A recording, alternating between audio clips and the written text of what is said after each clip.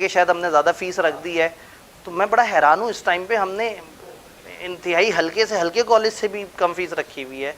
अल्लाह का शुक्र है, मतलब हम विदाउट हिज इनकमिंग भी हम सेकंड नंबर पे बैठे हुए थे, और अभी हम फर्स्ट से भी काफ़ी ऊपर है, यानी कि हमारा फर्स्ट और सेकंड में भी अच्छा खासा फ़र्क है। तो हम एक्सप्लॉइट नहीं कर रहे।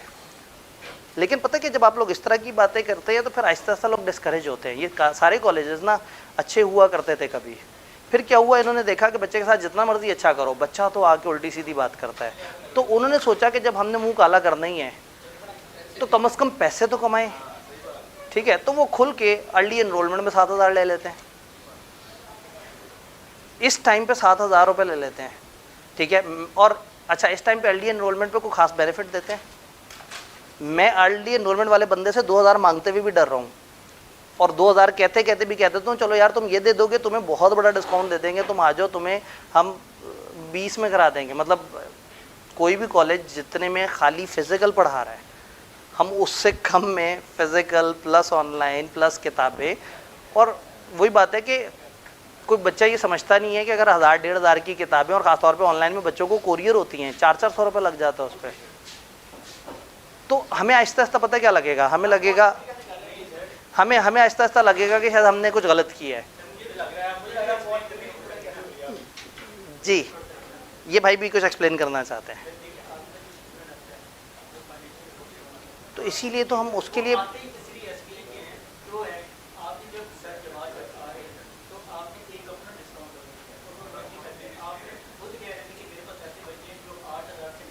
ठीक है। मैंने आज अभी भी नहीं कहा कि कोई बच्चा हमारे पास 20 से कम नहीं पढ़ रहा होगा। मेरे पास एक यतीम बच्चा आ जाए, वो 2,000 रुपये भी दे दे, वो कहे सर मेरे पास पैसे नहीं है, मैं उसका आई कैप का, मैंने पिछली दफ़ा 27 बच्चों का आई कैप का दाखिला भरा है, यतीम थे। एक्सेप्शनल केस आ जाए, एक बच्चा कहे मेरा घर तबाह हो गया, सैलाब आ गया, सर आंखों पे। लेकिन अगर एक बच्चा सिर्फ फॉर द पर्पज ऑफ कि अच्छा चलो थोड़ी बात करेंगे, ज़रा चस्का लेंगे, डिस्काउंट मिल जाएगा, नहीं क्या कर रहे हैं।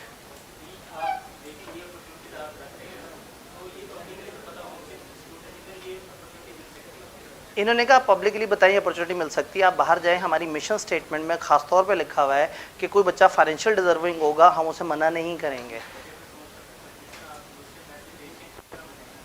हमारे बाहर इवन पीआरसी पे भी ना इतना बड़ा बोर्ड लिखा हुआ है, पीआरसी जिसपे लोग कुछ नहीं सुनते, इतना बड़ा जो वर्ड सबसे बड़ा लिखा हुआ पता है क्या है? स्कॉलरशिप। आप कैंपस में आए, जगह जगह 20% 30% फलाना, मतलब हम बड़ा पब्लिकली बता रहे हैं। मुझे पता नहीं लग रहा कि आप तक क्यों नहीं बात पहुंची कि हम जो डिजर्विंग स्टूडेंट्स हैं उनको वो करेंगे। अभी जब हमारा फॉर्म प्रिंट होकर आएगा ना तो उस पर लिखा हुआ होगा, उस पर ये भी लिखा हुआ होगा कि अगर आप अर्ली एनरोलमेंट देते हैं और अर्ली एनरोलमेंट आप उसके बाद 3-4 महीने तक नहीं आ रहे, मतलब आप अर्ली एनरोलमेंट दे के गायब हुए हुए हैं और हम आपकी सीट भी रख के बैठे हुए हैं, आप आए भी नहीं, तो फिर हम आपके पैसे उठा के उस फंड में डाल देंगे जिससे हम डिजर्विंग स्टूडेंट्स को बहुत ही सब्सिडाइज में पढ़ाते हैं। इस जुमले का मतलब क्या है?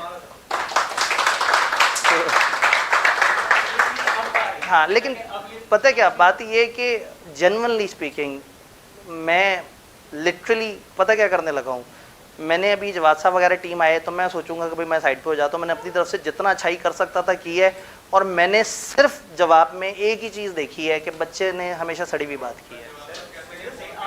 ठीक है, तो मैं मतलब या तो होता ना कि भाई जवाद साहब आ रहे होते, मैं कहता 35,000 फीस होगी, हम एक्सप्लॉइट करेंगे, खा जाएंगे। मैं उनसे रिक्वेस्ट कर रहा हूँ कि सर जिस पेपर में ज़्यादा बच्चे उसको 2 बैच दें। मैं उनसे जिद करके कॉस का दूसरा बैच निकलवाया, वो बेचारा 8 घंटे पढ़ाएगा वो टीचर मेरी फरमाइश पे, और मैंने फरमाइश अपने लिए नहीं की है क्योंकि मुझे पता है कि कॉस्ट में बहुत रश होना है। मैं कमती लॉ के 2 बैचेस दे रहा हूँ, मैं नहीं देता कमती लॉ के 2 बैचेस। हमें नज़र आ रहा है रश है, तो हमें ये डर है कि ऐसा ना हो कि बच्चा कमरे में जगह ना होने की वजह से वो कहेगी जी मेरा तो रह गया। हम इस कैंपस के अंदर रहते हुए जो कर सकते हैं, मतलब ख़वातीन से इनकार करना पड़ रहा है, हमें उनके कैंपस के लिए एक्टिविटीज़ करनी पड़ रही हैं। हम बड़ी मुश्किल में आए हुए हैं कि लोगों को अकोमोडेट करें। जेन्युइनली मैं आपको बताऊं, ये डिस्काउंट है ना, ये मैंने बगैर पूछे अनाउंस किया है, और मुझे पता है कि अभी जो है ना वो बहुत सारे उनकी टीम मेंबर्स ने कहना है कि जी आपने क्या किया है, बच्चों की आदत है, बच्चों को हम कहेंगे 25, फिर लड़ेगा, फिर 22-23 में कहीं ना कहीं एडमिशन हो जाएगा। हमने वो लड़ाई का मार्जिन ही नहीं दिया, हमने पहले से ही कह दिया 12,000 में ऑनलाइन प्लस स्टडी मटेरियल है, ऑनलाइन वाले बच्चों को घर भेजते हैं, तो किताब पे हमारा 1,500-2,000 तो सिर्फ किताब पे लग जाता है। हाँ नहीं, और हाँ जी, इन्होंने कहा कुछ चीज़ें कर रहे होते हैं बता नहीं रहे होते। देखें, सच्ची बात है कि जेन्युइनली हमें अच्छा नहीं लगता कि हम एक अच्छाई करें और बहुत मतलब हम फेसबुक पे लगा देते हैं बच्चों के लिए हमने 2 पानी के कूलर लगा दिए, अब उनको ठंडा पानी मिलेगा। बच्चों को साफ अच्छा मीठा पानी वो करने के लिए हमने 3-4 लाख रुपए का खर्चा कर दिया और अब ये सारे बच्चे जो है फ़िल्टर शुदा बेहतरीन पानी पियेंगे। पिछले सेशन हमने स्टार्ट किया, सर्दियों का एंड था, हम 24 घंटे लाइब्रेरी ओपन थी, हमने कभी फेसबुक पे नहीं लगाया, हमें अच्छा नहीं लगता। मतलब ये वही बात है कि हर चीज़ मार्केटिंग के लिए नहीं होती, और शायद अगर आपको अंदाज़ा हुआ हो तो हम लोग नहीं करते मार्केटिंग, हम काम करते हैं, अल्लाह का शुक्र है उस काम की वजह से लोग आ जाते हैं।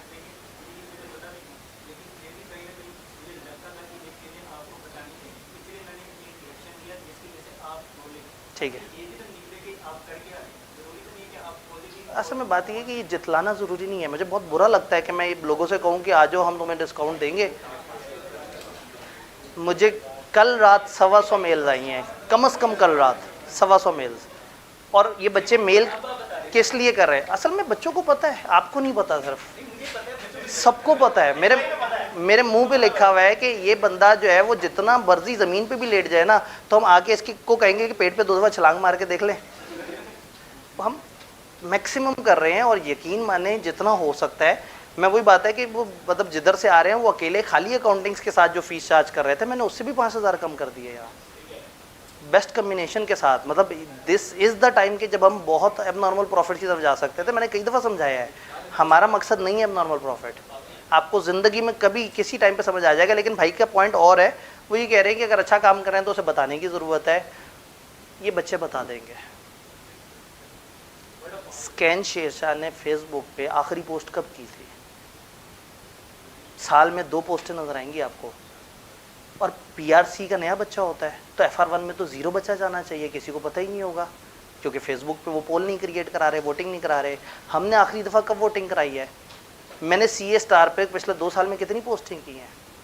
शायद पेपरों के करीब इंपॉर्टेंट टॉपिक की 1-2 दफ़ा टोटल, या सिर्फ एक दफ़ा जब एक्वायर किया था तो उस वक्त भी फरमाइश पे कि सर ये अहम खबर है ज़रा हमारी तरफ अनाउंस करनी है, जस्ट बंदे की फरमाइश पे। तो वो सब नहीं कर रहे और लोगों को फिर भी पता है। इसका मतलब है कि जो अच्छाई है उसे प्रमोट करने की ज़रूरत नहीं है, वो सीना बेसीना ट्रैवल करती है। अगर 1-1.5 हज़ार बच्चा FR1 में आ जाता है उस बंदे के पास जिसका अपने कॉलेज में PRC नहीं है और मार्केट में वो फेसबुक पे भी नहीं है, तो इसका मतलब है कि बच्चों का जो सीना बसीना नेटवर्क है वो सबसे ज़्यादा स्ट्रॉन्ग है और वो बड़े अच्छे तरीके से बता देते हैं। मैंने किसी भी टाइम पे क्लास में नहीं कहा था कि जी वो कंफर्म जवाब साहब आ रहे हैं, आप लोग मुझे बता रहे होते थे कि आ रहे हैं। इसका मतलब है कि बच्चों का नेटवर्क हमारे नेटवर्क से ज़्यादा स्ट्रॉन्ग है। ठीक है, तो हाँ, हमारी बुरी बातें ज़रूर हाईलाइट होती हैं। मैं आपको चैलेंज करता हूँ, आप एक अच्छी सी पोस्ट करें हमारी और 4-5 टॉप ग्रुप्स में डाल दें, अप्रूव कर दें तो मुझे बताइएगा। नहीं करते। कॉलेजेस वो कर रहे होते हैं ना, पेड चल रहा होता है, कॉलेजेस में पैसे दिए हुए होते हैं, पूरी पूरी टीम्स होती हैं, सब्सक्रिप्शन प्लान लिए होते हैं। तो मैं अगर उस दुनिया में गया ना तो फिर मैं भी उतना ही झूठा हो जाऊँगा, फिर मुझे आदत हो जाएगी कि मैं कम काम करूँ और दिखाऊँ ज़्यादा। तो इंशाल्लाह ताला हम काम पे फोकस करेंगे, लोगों को सर्विस भी मिलेगी, सारा कुछ है। हाँ, अगर कहीं कोई हमें कहेगा या वो बताएगा कि जी इस तरह से मसला है तो हम ज़रूर एहतजाज ज़रूर करेंगे कि इस टाइम पे भी हमने लोएस्ट पॉसिबल फ़ीस रखी है। और मैं आपको बताऊँ, ये मैंने ये जेन्युइनली ये जो 21 तारीख उस पर लिखी है, ये मैंने तकरीबन वो किया है, समझे बेमानी की है कि इससे पहले कि दूसरी टीम आके चार्ज संभाले, मैंने पहले जाते जाते, वो नहीं इमरान खान जो 10 रुपये सस्ता कर गया था पेट्रोल, ये मैंने वो हरकत की है। क्योंकि इसके बाद मुझे समझ आ गया है कि फ़ायदा कोई नहीं है, जो मर्जी कर लो, लोगों ने तो मुंह पे आके कालक मल लिया, उन्होंने कहना गंदे लोग हैं फलाना। एक बच्चा प्री एनरोलमेंट के 2,000 रुपये जमा करा के सीट रिजर्व हुई भी, उस पर हम एडमिशन नहीं कर सके, 3.5 महीने बाद आके कहता है मेरे पैसे खा गए, और इंटरनेट पे जाके लिखता है कि ये चोर लोग हैं। तो फिर दिल दुखता है, फिर दिल करता है वाकई उससे 7,000 रुपये लेते और कहते ये रिजल्ट तक के हैं, तुम आओ या ना आओ, ख़त्म। कम से कम पैसे लेके कालक मलवाए ना, गुना में लज्जत तो ना हो, जेल में भी जाएँ और 500 रुपये की चोरी की हो, कम से कम 5 करोड़ की चोरी करके तो जेल में जाए। अच्छा, तो इन सारी बातों के बावजूद ना मैं इंशाल्लाह फिर भी कोशिश करूँगा कि मैं अपने अंदर के ठंडे आदमी को उतना ही ठंडा रखूँ और लोगों के लिए अच्छा काम करते रहें। किसी दिन ना बड़ा दिल कर रहा हो ना तो बाहर हमारे विजन को सिर्फ ध्यान से पढ़ना है, जो मिशन स्टेटमेंट है मैंने एक एक लफ्ज़ दिल से खुद से लिखा है। नहीं, कहने का मतलब है कि वो सारी बातें हैं जो मैं दिल से, और मुझे पता है कि अभी उतर जाएगा, मतलब अभी सब कुछ वो अजीब तरह हो जाएगा। अपने तौर पे कोशिश की है कि एक जो मेरा एक पैटर्न है कि इस तरह से एक दफ़ा कॉलेज चले, उस तरह से चला के देखा है। अल्लाह का शुक्र है अच्छा चलाया है, लेकिन मैं सारे लोगों की सारी उम्मीदों पे पूरा नहीं उतर सकता। तो ठीक है, फिर कम से कम ऐसे हो कि अगर को आपके साथ बुरा हो तो आप कहें कोई बात नहीं, ठीक है यार, अब इसको क्या कहें। मुझे तो कभी भी वो आप कुछ भी कह देते हैं, मुझे तो ईमेल में कुछ भी कोई भी लिख देता है। आप अगर देखें तो मुझे तो मतलब जिस तरह से ईमेलें आती हैं जी, पूरे सेशन में किसी दिन कमरे में से आके किसी भी एक बंदे ने एक भी बच्चे को निकाला है। हमारे 33 लाख के रिसीवेबल्स राइट ऑफ किए हैं हमने, 33 लाख के, लेकिन बच्चों को क्लास में जलील नहीं किया।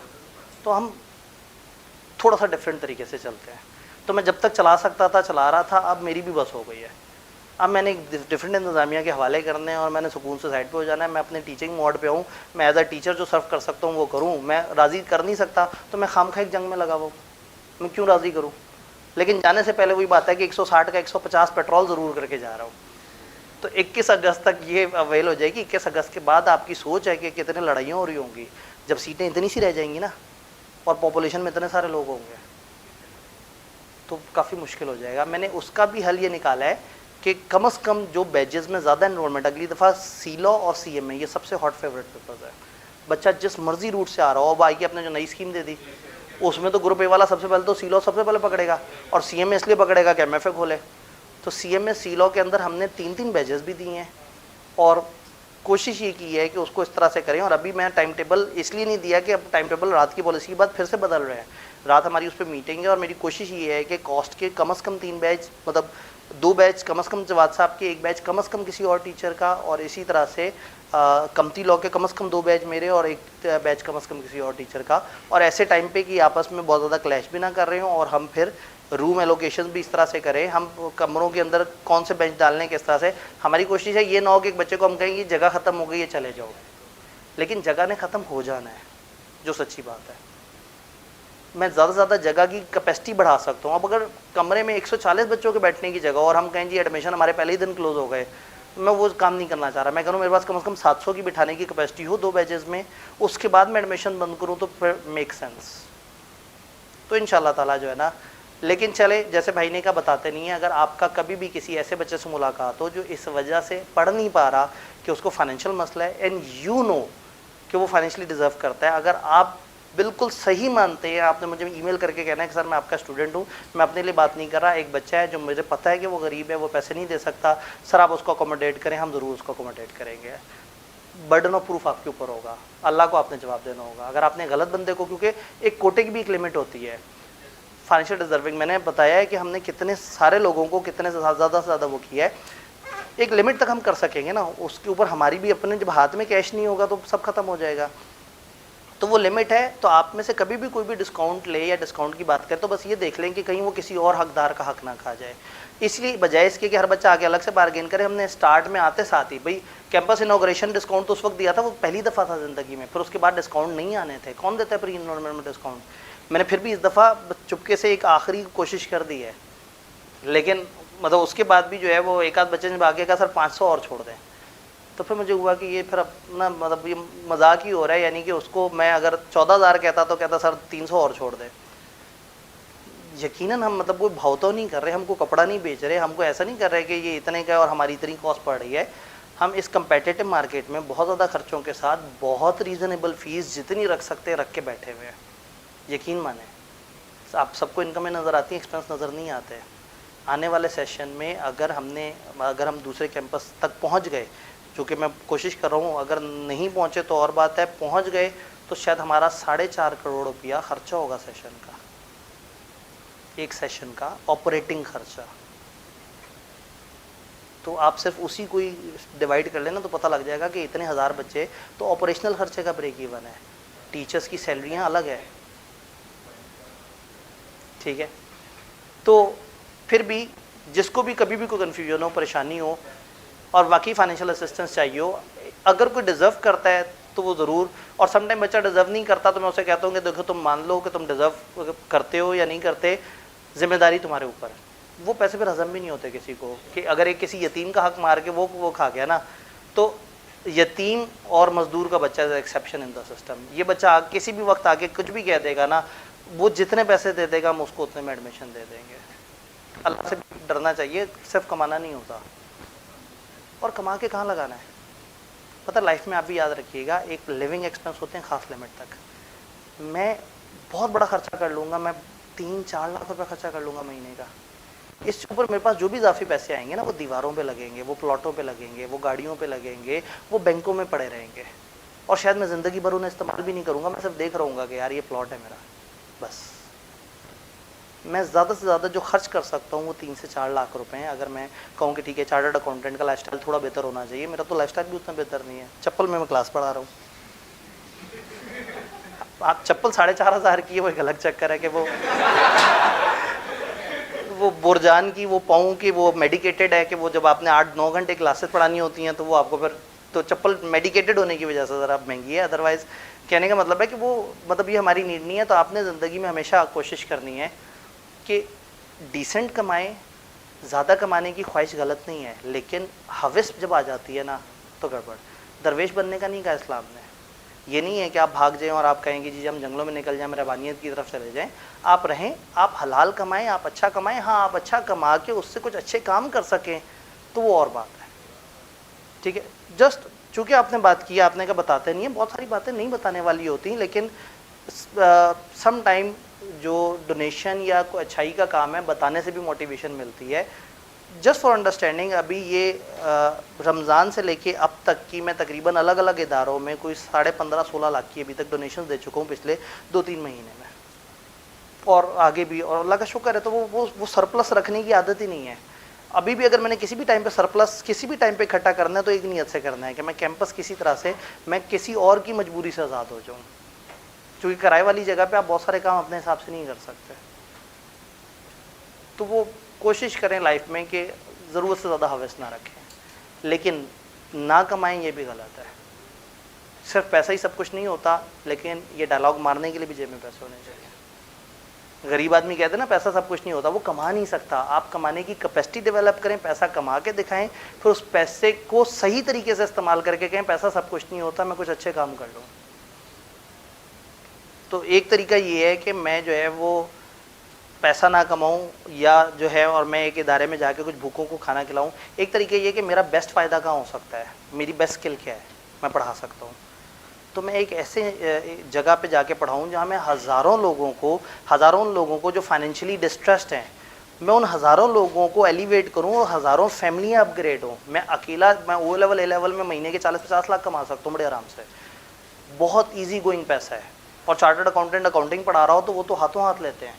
और मुझे तो मैथ भी बड़ी अच्छी आती है। 2010 में मैथ का एक बैच शुरू किया था, 50 बच्चों पे चला गया था। मतलब वो 45 मिनट की क्लास से 2.25 लाख रुपए आ रहे थे 2010 में। मैं तो सिर्फ मैथ पढ़ा के 35 लाख कमा लूँ महीने का। लेकिन क्या होगा, मैं अकेला कमा रहूँगा, मैं अकेला चल रहूँगा। इस प्रोफेशन में फ़ायदा ये है कि मैं जो कमा रहा हूँ ना, वो ये है कि 3000 फैमिलियाँ अपग्रेड हो रही हैं। शायद थोड़ा सा कहीं मेरा किरदार है उसमें, बहुत थोड़ा सा, लेकिन अगर उनको फ़ायदा हो गया तो कोई बात नहीं, इनकी जो दुआएं मिलेंगी वो सबसे ऊपर है। लेकिन फिर उसको शोकेस नहीं करना, उसको मार्केट नहीं करना। जो आप कह रहे हैं ना अच्छा काम कर रहे हैं, बता क्यों नहीं रहे। मुख्तलिफ जगह थोड़ा सा करके स्टार लग के नीचे कहीं ना कहीं लिखा होता है कि डिज़र्विंग स्टूडेंट्स के लिए सेपरेट सीट्स अवेलेबल है। और मैंने भी आपको कहा कि जब फॉर्म सामने आएगा तो उसमें बाकायदा जुमला लिखा होगा कि अगर आप ये प्री एनरोलमेंट नहीं अपनी वो करवाते, तो ऐसा नहीं है कि प्री एनरोलमेंट हम ज़ाया कर देंगे या मार लेंगे या कब्ज़ा कर लेंगे, हम वो उठा के उस कोटे में डाल देंगे जिस कोटे से हमने सब्सिडाइज बच्चों को पढ़ाना होता है। तो वो लिखा हुआ होगा। तो मतलब अब लिखना और है, मैं एम्फेसिस ऑफ मैटर पैराग्राफ डाल के और मैं जनाब फेसबुक पे जाके एक प्यारी सी पोस्ट बनाऊंगा, मैं बहुत अच्छा आदमी हूँ, हम बड़े अच्छे लोग हैं, हम नेक लोग हैं, तो हम अच्छा काम करेंगे इंशाअल्लाह ताला। और अल्लाह करे हमें बताने की ज़रूरत ना पड़े, बच्चे दूसरों को बता देंगे कि अच्छे लोग हैं। और अगर बच्चे भी नहीं बताएंगे तो ठीक है, कोई बात नहीं। हमने किसी भी टाइम पे इसलिए नहीं किया कि वो बच्चे एक दूसरे को बताएं, हमने जिस ज़ात के लिए किया उसने इन बच्चों से बहुत ऊपर दे देना है हमें, और दिया हुआ अल्लाह का शुक्र है। कितने चार्टर्ड अकाउंटेंट हैं जो इतने इज्जतदार हैं। नफरत करते हैं लोग चार्टर्ड अकाउंटेंट से, जो नौकरी कर रहा होता है ना, जो चार्टर्ड अकाउंटेंट एक इदारे में बॉस होता है, उसके नीचे हर बंदा हर दिन उसको हर किस्म की गाली देता है। इतने घटिया लोग माने जाते हैं ये, क्योंकि पैसे पे बैठे होते हैं ना, तो हर एम्प्लॉय की हर कट उसे लगता है चार्टर्ड अकाउंटेंट खा गया होगा मेरे पैसे। तो चार्टर्ड अकाउंटेंट बनने से इज्जत नहीं मिलती। अल्लाह का शुक्र है कि उस फील्ड में जहाँ कितने चार्टर्ड अकाउंटेंट हैं जिनको अपने दायरे में इज्जत मिलती है, कितने चार्टर्ड अकाउंटेंट हैं जिनको दुनिया जानती है। अल्लाह का शुक्र है उस फील्ड में रह के रिकग्निशन भी है, इज्जत भी है, और ऐसा नहीं है कि पैसे ना हो। अल्हम्दुलिल्लाह इतने पैसे हैं। वही बात है कि अगर मैं सिर्फ ये इदारा और सबकी फलाह ना सोचूं, मैं बहैसियत टीचर चलना शुरू हो जाऊं, तो इस फील्ड में भी 30 लाख रुपए पर मंथ कोई भी सैलरी दे देगा। सिर्फ अगर मैं सैलरी के बारे में सोचूं, मैं इतने भी नहीं कमा पाता, क्योंकि मैं वो सारे उठा के मुख्तलिफ फंड्स में, मुख्तलिफ जगह पे, मुख्तलिफ प्रोजेक्ट में जो लॉसेज हो रहे होते हैं उसमें कर रहा होता हूँ। तो वो कोशिश कर रहे हैं अपने अपने तरीके से अलग अलग वेंचर्स में, लेकिन उम्मीद करेंगे कि आपकी एक्सपेक्टेशन भी पूरा उतरे। तो भाई ने एक दफ़ा फिर कोशिश की कि हमें एक और दिन ड्रैग कर ले। कल हमारे पास मार्जिन नहीं था, लेकिन आज हमारे पास मार्जिन था, तो आज मैं ड्रैग होना चाहा। एक अहम चीज़ जो कल आई है उससे आप लोगों का कोई ताल्लुक़ नहीं है, जो ग्रुप की रिस्ट्रिक्शन वगैरह है, तो आप लोग आज़ाद हैं, तो शुक्र उस पर बात नहीं करनी, वरना तो अक्सर क्लासों में उसके ऊपर भी काफ़ी लंबी चौड़ी बात हुई है। हमने बात करनी है अब आगे कंट्रोल्स और टेस्ट ऑफ कंट्रोल्स पे। तो कंट्रोल्स किसे कहते हैं, टेस्ट ऑफ कंट्रोल किसे कहते हैं, ये भाई जो है ना अंदर से एक्सप्रेसिव इंसान बाहर निकाल देता है। मैं अच्छा भला इंट्रोवर्ट हूँ, खामोशी से जो है ना, नहीं दसो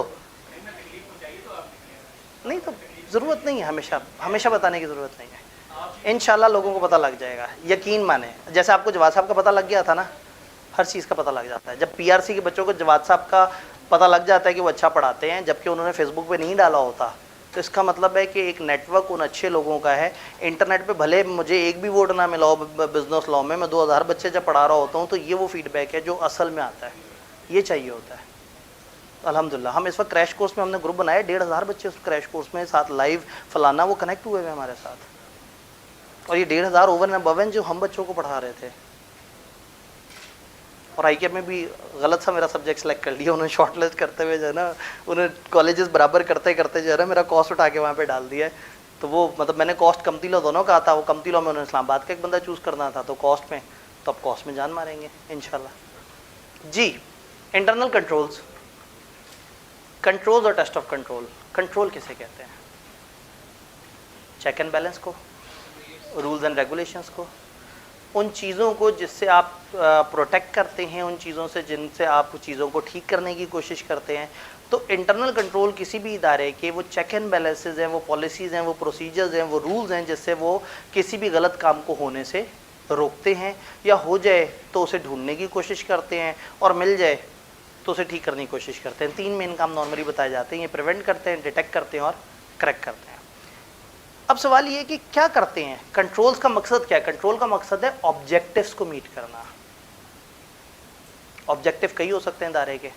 फॉर एग्जांपल अगर हमारा ऑब्जेक्टिव हो कि जी क्लास में कोई ऐसा बच्चा ना बैठा हो जिसने पैसे नहीं दिए हुए, तो फिर ये एक ऑब्जेक्टिव है। इस ऑब्जेक्टिव के लिए कंट्रोल क्या होगा, एक बंदा दरवाजे पे खड़ा होगा, वो साथ साथ देख रहा होगा, वो इधर कमरे में घुस जाएगा, बच्चों को सबके सामने से बाहर निकाल के लेके जा रहा होगा। तो ये वो कंट्रोल्स होंगे जो उस ऑब्जेक्टिव को मीट कर रहे हैं।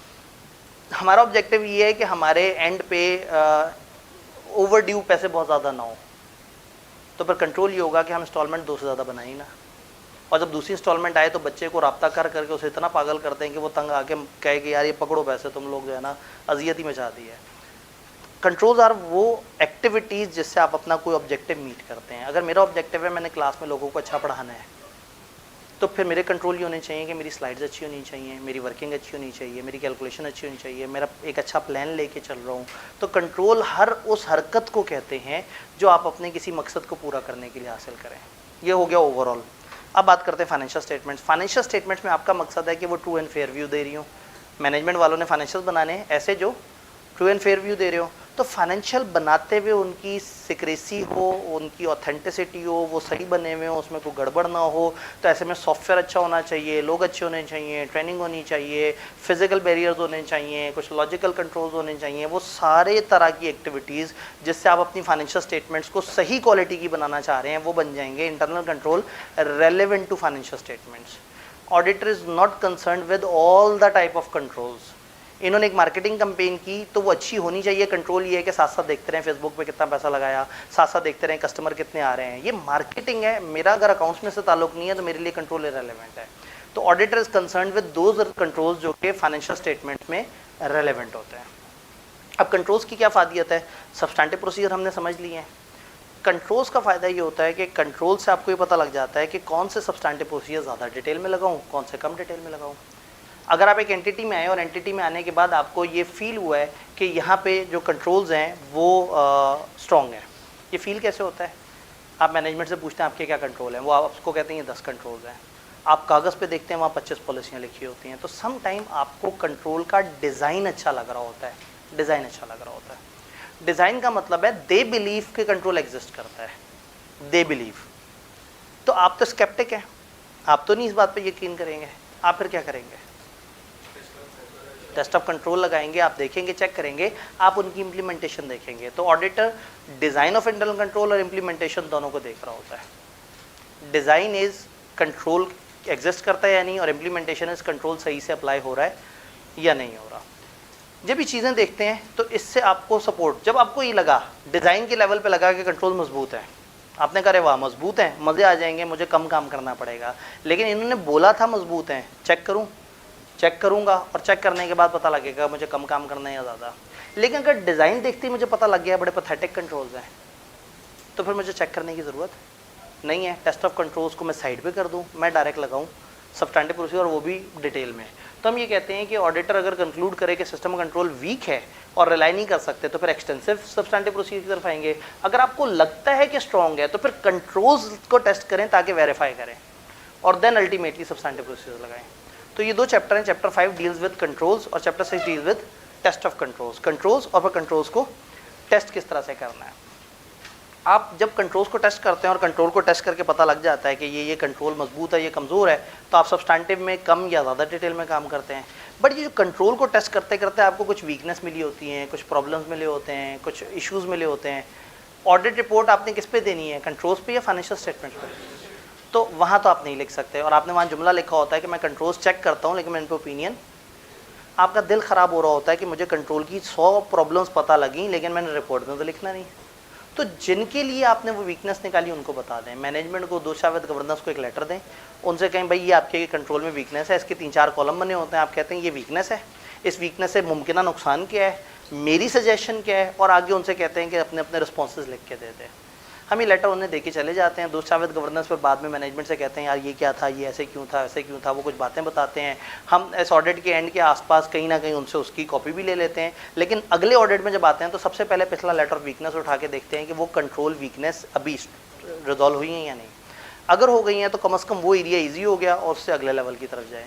तो एक लेटर ऑफ वीकनेस है जिसको हम मैनेजमेंट लेटर भी कहते हैं, जिसमें वीकनेस, इफेक्ट, रिकमेंडेशन और मैनेजमेंट का रिस्पॉन्स आ रहा होता है। तो सबसे पहले तो किताब ने यहाँ पे पहले इंट्रोड्यूस कराया कि इंटरनल कंट्रोल्स क्या है।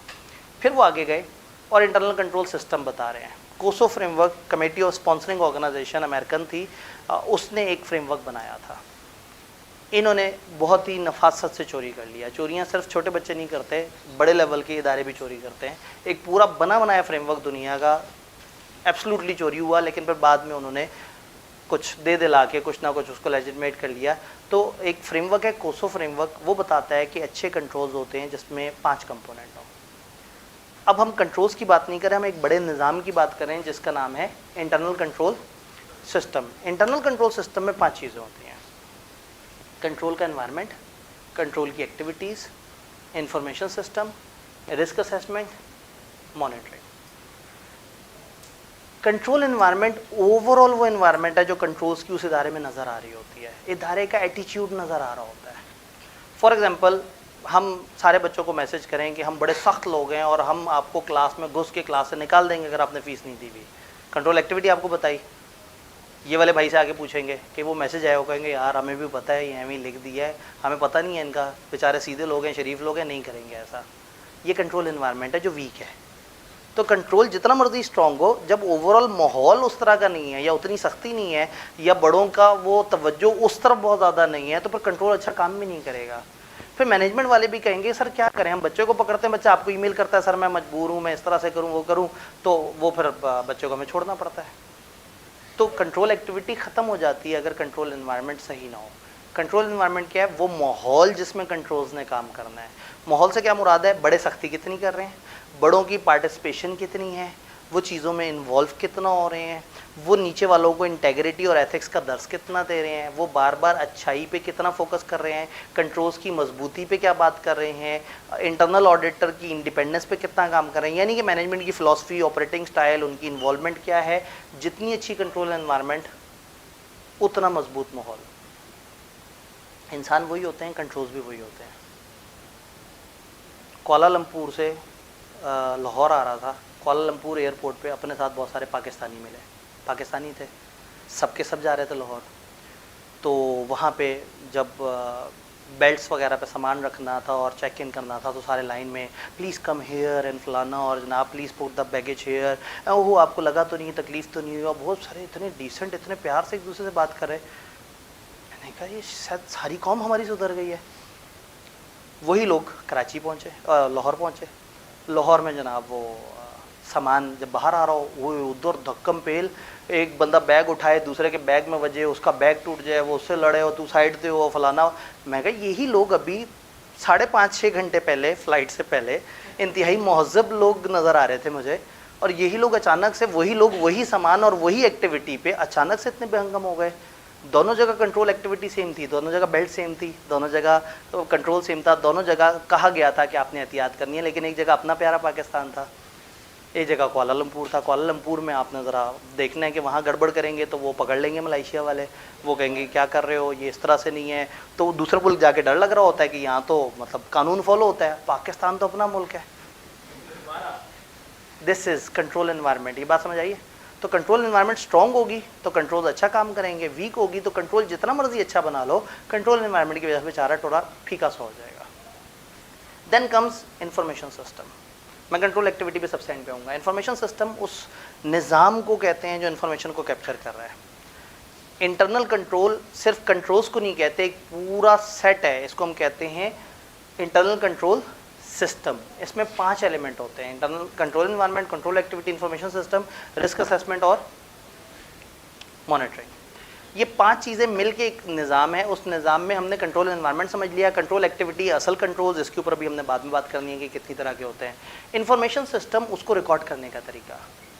किसी भी इदारे में आप जाएंगे तो आप उनसे पूछेंगे भाई आप फाइनेंशियल्स कैसे बनाते हैं, वो कहेंगे पहले रसीद होती है, फिर फॉर्म होता है, फिर ये कागज़ होता है, फिर वो कागज़ होता है। हमारे इदारे में किस तरह से रिकॉर्डिंग होती है, एक फॉर्म मिलता है, कुछ साइनिंग होती है, फिर वो फॉर्म रसीद में कन्वर्ट होता है, रसीद फॉर्म जुड़ते हैं, रिकवरी की शीटें बनती हैं, सिस्टम में एंट्री होती है, सॉफ्ट में एंट्री होती है, हमारे जो LMS है, लर्निंग मैनेजमेंट सिस्टम, वहाँ पर एंट्री होती है।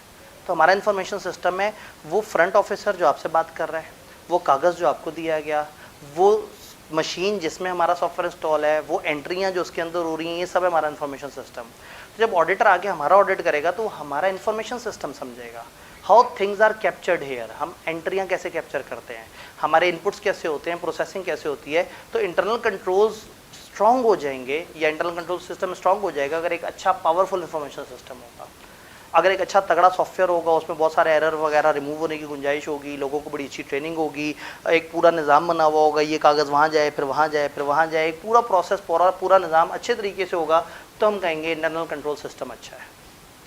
तो अगर आपसे कोई पूछे इन्फॉर्मेशन सिस्टम किसे कहते हैं, तो आपने कहना है दिस इज़ कम्बिनेशन ऑफ इंसान, मशीन, डॉक्यूमेंट्स, प्रोसेस, तरीके, चीज़ें, इन सारी चीज़ों को, उस पूरे निज़ाम को जो इन्फॉर्मेशन को पकड़ के सेव करके प्रोसेस कर रहा है और एक्सपोर्ट कर रहा है, उसको हम कहते हैं information system.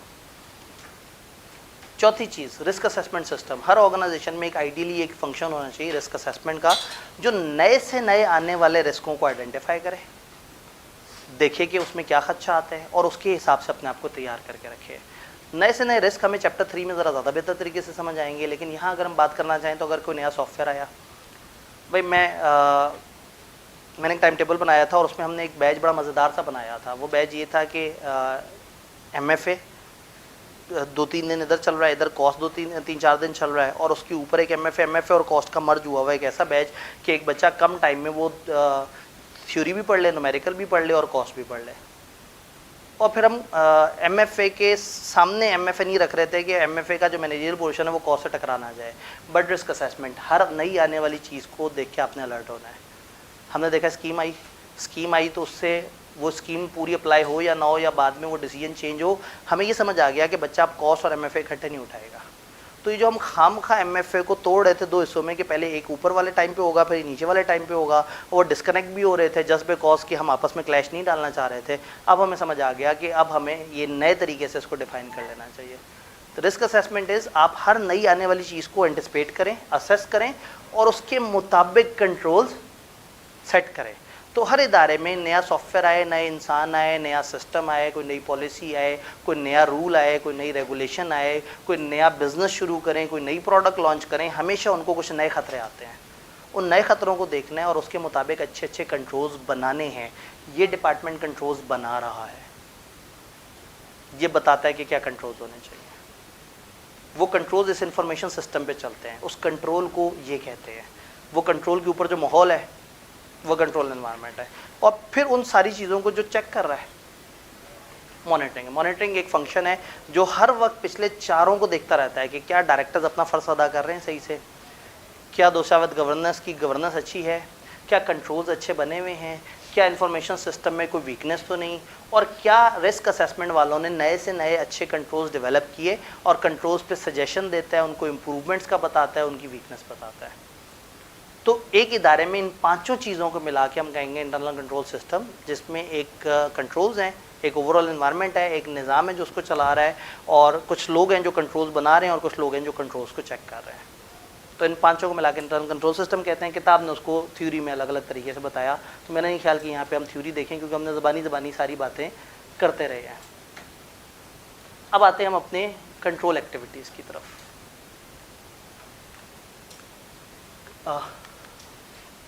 Control activities, controls, हमने कहा कंट्रोल के मेन 3 काम है, या तो प्रिवेंट करेंगे, या डिटेक्ट करेंगे, या करेक्ट करेंगे। तो अगर हम कंट्रोल्स को डिवाइड करना चाहें, कंट्रोल को डिवाइड करने के कई तरीके हैं। एक ये कि हम कहें कि ये फिजिकल नज़र आने वाला कंट्रोल है, ये ना नज़र आने वाला कंट्रोल है, ये कागज़ पे लिखा हुआ कंट्रोल है, ये हवा में मौजूद कंट्रोल है। एक तरीका ये है। एक ये है कि हम कहें कंट्रोल का मकसद क्या है, तो कंट्रोल की शक्ल कैसी है उस हिसाब से और कैटेगरीज हैं, और कंट्रोल का मकसद क्या है, ये 3 कैटेगरीज। मकसद क्या है, प्रिवेंटिव, वो कंट्रोल जो एक गलती, एरर, फ्रॉड को होने से रोकने की कोशिश करें। जैसे सेग्रीगेशन ऑफ ड्यूटी, आपने चीज़ें डिवाइड की हुई हैं ताकि मसले ना आए, आप सिक्योरिटी गार्ड्स रखे हुए हैं ताकि लोग आपके प्रेमिसेस में एंटर ना हो, आपने ट्रेनिंग की हुई है लोगों की ताकि उन्हें पता हो, आपने पासवर्ड रखे हैं ताकि गलत बंदा सिस्टम में घुसे ही ना। प्रिवेंटिव कंट्रोल वो कंट्रोल जो प्रिवेंट करते हैं एक गलत चीज़ को हैपन होने से। डिटेक्टिव कंट्रोल, अगर कुछ गलत हो गया तो वो ढूंढने में आ जाए। जैसे बेस्ट एग्जांपल इसकी होती है कैमरा। कैमरा चोरी को रोकता नहीं है, लेकिन चोरी होने के बाद ढूंढने में मदद देता है। बैंक रिकन्सिलिएशन स्टेटमेंट एरर को होने से नहीं रोकती, बाद में बता देती है। कंट्रोल अकाउंट एरर को होने से नहीं रोकता, बाद में हमें बता देता है कि क्या मामला था। सिस्टम लॉग्स, सिस्टम के रिकॉर्ड्स होते हैं, इस बंदे ने इस टाइम पे ये किया, इस बंदे ने इस टाइम पे ये किया, तो उस टाइम पे तो वो गड़बड़ कर जाएगा, बाद में हम देखेंगे कि क्या हुआ था और किस तरह से हुआ था। जैसे इसमें वो भी बताया जाता है ब्लैक बॉक्स, अगर एक हवाई जहाज़ का एक्सीडेंट हो गया और वो तबाह हो गया तो ब्लैक बॉक्स जो कि एक छोटा सा है, जो कि एक बम प्रूफ मटेरियल से बना हुआ है, उसको डिकोड किया जाएगा, तो उसमें हमें पता लग जाएगा कि उस वक्त जहाज़ किस अल्टीट्यूड पे चल रहा था, कॉकपिट में क्या बातें चल रही थी, एयर प्रेशर क्या था, किस लेवल का झटका लगा था, कौन से सेंसर ने क्या महसूस किया था, वो सारी इन्फॉर्मेशन कैप्चर कर रहा होता है। वो जहाज़ को तबाह होने से तो नहीं रोकता, लेकिन तबाह होने के बाद हमें ढूंढने में मदद दे देता है कि हुआ क्या था। तो प्रिवेंटिव कंट्रोल, डिटेक्टिव कंट्रोल जो एरर होने के बाद या फ्रॉड होने के बाद ढूंढने में मदद करें। करेक्टिव कंट्रोल, चीज़ सामने आ गई, आप उसे ठीक कर सकें। बेस्ट एग्जांपल होती है कंटिजेंसी प्लानिंग या बैकअप्स। बैकअप में क्या होता है कि आपने एक बैकअप लिया हुआ है, आपको पूरी फाइल करप्ट हो गई, तो आपने कहा अब क्या करूं, बैकअप से उसको रिस्टोर कर लेंगे।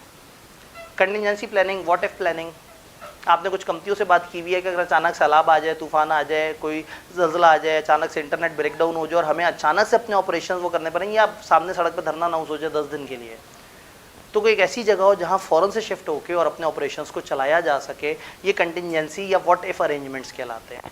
तो contingency arrangement, backup, service level agreement, जिसमें आपने मुख्तलिफ सॉफ्टवेयर कंपनी से कहा होता है कि अगर हमारे सॉफ्टवेयर में मसला होगा हम आपको फ़ोन करेंगे, आप बताएंगे कैसे ठीक करना है, और बड़ा मसला होगा आपका नुमाइंदा आएगा वो हमें बताएगा। हम जनरेटर, ज़ाहिर है जनरेटर के बाद हम कुछ एक बेसिक लेवल का इलेक्ट्रीशियन तो उस पर अपॉइंट कर सकते हैं, लेकिन एक प्योर जनरेटर का स्पेशलिस्ट हर वक्त नहीं हमारे पास हो सकता, वो मार्केट में बड़े थोड़े लोग होते हैं।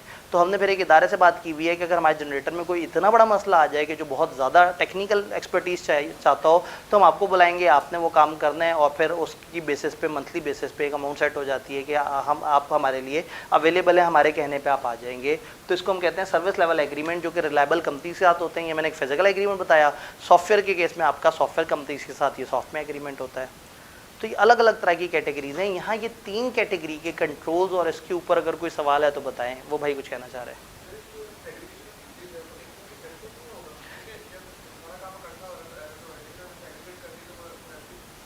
देखिए, असल में जब इकट्ठे हो रहे हैं और उन्होंने एरर किया और एरर के बाद आपने काम अलग अलग किया तो पकड़ा जाएगा।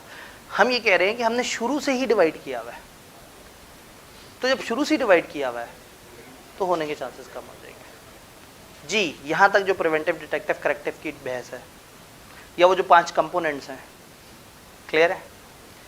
देन कंट्रोल्स को किसी और तरह से भी देखते हैं हम। कंट्रोल्स को अगर उसकी नज़र कैसे आ रहे हैं, उनकी फॉर्म क्या, उस तरह से देखें तो वो फिजिकल कंट्रोल हो सकते हैं, प्रोसेसिंग कंट्रोल हो सकते हैं, परफॉर्मेंस रिव्यूज़ हो सकते हैं, authorization and segregation of duties वगैरह हो सकती हैं। यानी फिजिकल कंट्रोल्स बताने की ज़रूरत नहीं है, आपको अच्छी तरह से पता है क्या होंगे physical controls. Security guards, wire, fences, ताले, कैमराज। अब कैमरा का मकसद क्या है वो और चीज़ है, लेकिन कैमरा दिख तो फिजिकल रहा है, वो एक फिजिकल कंट्रोल है। सिग्नेचर वो थोड़ा सा वो ऑथराइजेशन और वो उस कैटेगरी में आ जाएगा। फिजिकल कंट्रोल, अभी पासवर्ड, ये सारी लॉजिकल बातें, कंप्यूटर के अंदर वाली बातें आप करेंगे तो वो फिर फिजिकल नहीं है। हाँ, कंप्यूटर तक पहुंचने में रुकावट है तो फिजिकल कंट्रोल है। कंप्यूटर के अंदर घुसने के बाद रिक्वायर वो है रुकावट, तो फिर वो इंफॉर्मेशन प्रोसेसिंग या उस तरह की चीज़ों में आ जाएगा। तो फिजिकल आपने जनाब कंट्रोल्स लगाए। इस तरफ बाद में आते हैं परफॉर्मेंस रिव्यूज़। एक बंदे का काम दूसरा बंदा देखे, दूसरे बंदे का काम तीसरा बंदा देखे, इसने काम किया, उसने चेक किया, उसने काम किया। एक बंदे ने चीज़ों को प्रोसेस किया, उसके बॉस ने देखा कि उसने सही प्रोसेस किया नहीं किया। एक ने ट्रायल से अकाउंट्स बनाए, उसके मैनेजर ने देखा कि क्या उसने ट्रायल से अकाउंट सही बनाए या नहीं बनाए। टीम ने काम किया और पार्टनर ने देखा कि टीम ने सही काम किया या नहीं किया। तो परफॉर्मेंस रिव्यू कहते हैं जिसमें एक बंदे के काम को दूसरा बंदा देखता है और देखने के बाद वो अंदाज़ा लगाता है कि वो काम सही से कर रहा है या नहीं कर रहा। तो इदारों में अक्सर ये होता है कि एक बंदे के काम को उससे जो सीनियर सुपरवाइजर होता है वो चेक कर रहा होता है, तो ये परफॉर्मेंस रिव्यूज़ कहलाते हैं। Then authorization and segregation of duty. Authorization को अलग कंट्रोल भी मानते हैं और उनको जोड़ के भी बोला जाता है। ऑथराइजेशन का मतलब है हर चीज़ पे लिमिट होनी चाहिए। हर चीज़ पे लिमिट होने से क्या मुराद है, आप कह दें कि जी इस लेवल का खर्चा फलाना प्रूफ करेगा, इस लेवल का खर्चा फलाना प्रूफ करेगा। मैं अगर क्लासें पढ़ा रहा हूँ और अचानक से जो है वो कोई पंखा ख़राब हो जाए, तो ऐसा नहीं होगा कि वो आके ढूंढते फिरेंगे आब्दी साहब कहाँ हैं, वो अप्रूव करेंगे तो नया पंखा आएगा।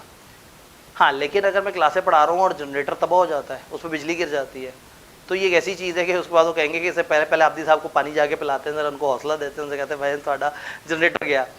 तो अब वो एक खास लेवल का खर्चा होगा, तो उसमें फिर क्या होगा, लिमिट ये होगी कि हाँ ठीक है उसको CEO देखे। तो इदारों में ना लिमिट्स बनी हुई होती हैं। छोटे मोटे खर्चे छोटे मोटे एम्प्लॉइज़ के ज़िम्मे होते हैं, दरमियाने खर्चे मैनेजमेंट के सीनियर लेवल के बंदों पे होते हैं, और कमती लॉ में शायद आपने पढ़ा हो कि 1 मिलियन से ऊपर का जो खर्चा है वो लॉ ने कहा हुआ है कि वो कैपिटल नेचर का, वो डायरेक्टर्स उसको अप्रूव करें। तो ये ऑथराइजेशन होती हैं कि आपने हर चीज़ की इजाज़त रखी होती है, ये काम फलाना से पूछना होगा, ये काम फलाना से पूछना होगा। तो जब हर चीज़ की लिमिट सेट हुई हुई होंगी और इजाज़तें तय हुई हुई होंगी तो गलत काम होने से पहले रोकने के चांसेस है। Then segregation of duty. Segregation of duty में हम कहते हैं किसी भी चीज़ की कस्टडी, उसकी ऑथराइजेशन और रिकॉर्डिंग। मैं से कहता हूँ कार, कस्टडी, ऑथराइजेशन और रिकॉर्डिंग। तो किसी भी चीज़ की कस्टडी, उसकी ऑथराइजेशन और उसकी रिकॉर्डिंग अलग अलग लोगों के पास होनी चाहिए। एक टिपिकल एग्जांपल है कि फ़र्ज़ करें इदारे में एक बंदा हो, उसके ज़िम्मे हो कि उसने चेक करना है कि AC ख़राब तो नहीं हुआ और ऑथराइज़ करना है कि AC ठीक होना चाहिए।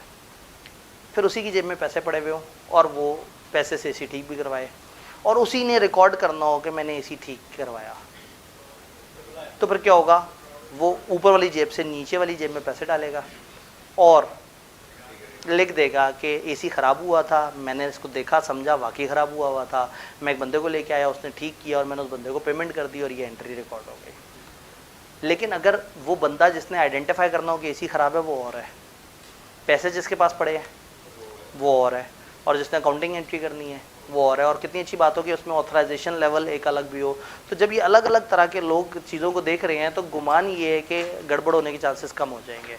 लेकिन इंसान तो इंसान है। अगर ये 3 लोगों ने आपस में दोस्ती कर ली, इसे कोल्यूजन कहते हैं, तो फिर कोल्यूजन हो जाए तो फिर आप बहुत ज़्यादा वो काम नहीं कर सकते, सिवाय इसके कि आपने एक और ग्रुप बनाया हुआ है जो ग्रुप इस ग्रुप को देखे और पता लगे वो ग्रुप इस ग्रुप से मिल जाए। एक कमेटी तहकीकात करेगी, कमेटी गायब हो जाती है, फिर एक दूसरी कमेटी तहकीकात करेगी कि पिछली कमेटी कहाँ गायब हुई, वो कमेटी भी उसके साथ गायब हो जाती है। तो फिर ये भी एक प्रॉब्लम है। इंसान भी तो है ना, नहीं दोस्त तुम ऐसा नहीं कर सकते हमारे साथ, कर दे कोई बात नहीं, हम ज़बानी पढ़ लेंगे। तो कंट्रोल की एक्टिविटीज़ हमें समझ आई हैं। ये मैंने नहीं किया, मैं कहा टीम वाले इजी हो जाएंगे, या सर ने किए, या फनकारियाँ लगाते रहते हैं, ये खुद ही हुआ है, मेरा ऐसा कोई ताल्लुक नहीं है जी। तो कंट्रोल की एक्टिविटीज़ और ये सारी चीज़ें हमें समझ आ रही हैं। अब हमने एक चीज़ रह गई थी हमारी, information processing control. Information processing को हम कह सकते हैं कि ये जनरल एप्लीकेशन दोनों तरफ जा सकते हैं। इंफॉर्मेशन प्रोसेसिंग ये जनरल भी हो सकते हैं और एप्लीकेशन भी हो सकते हैं।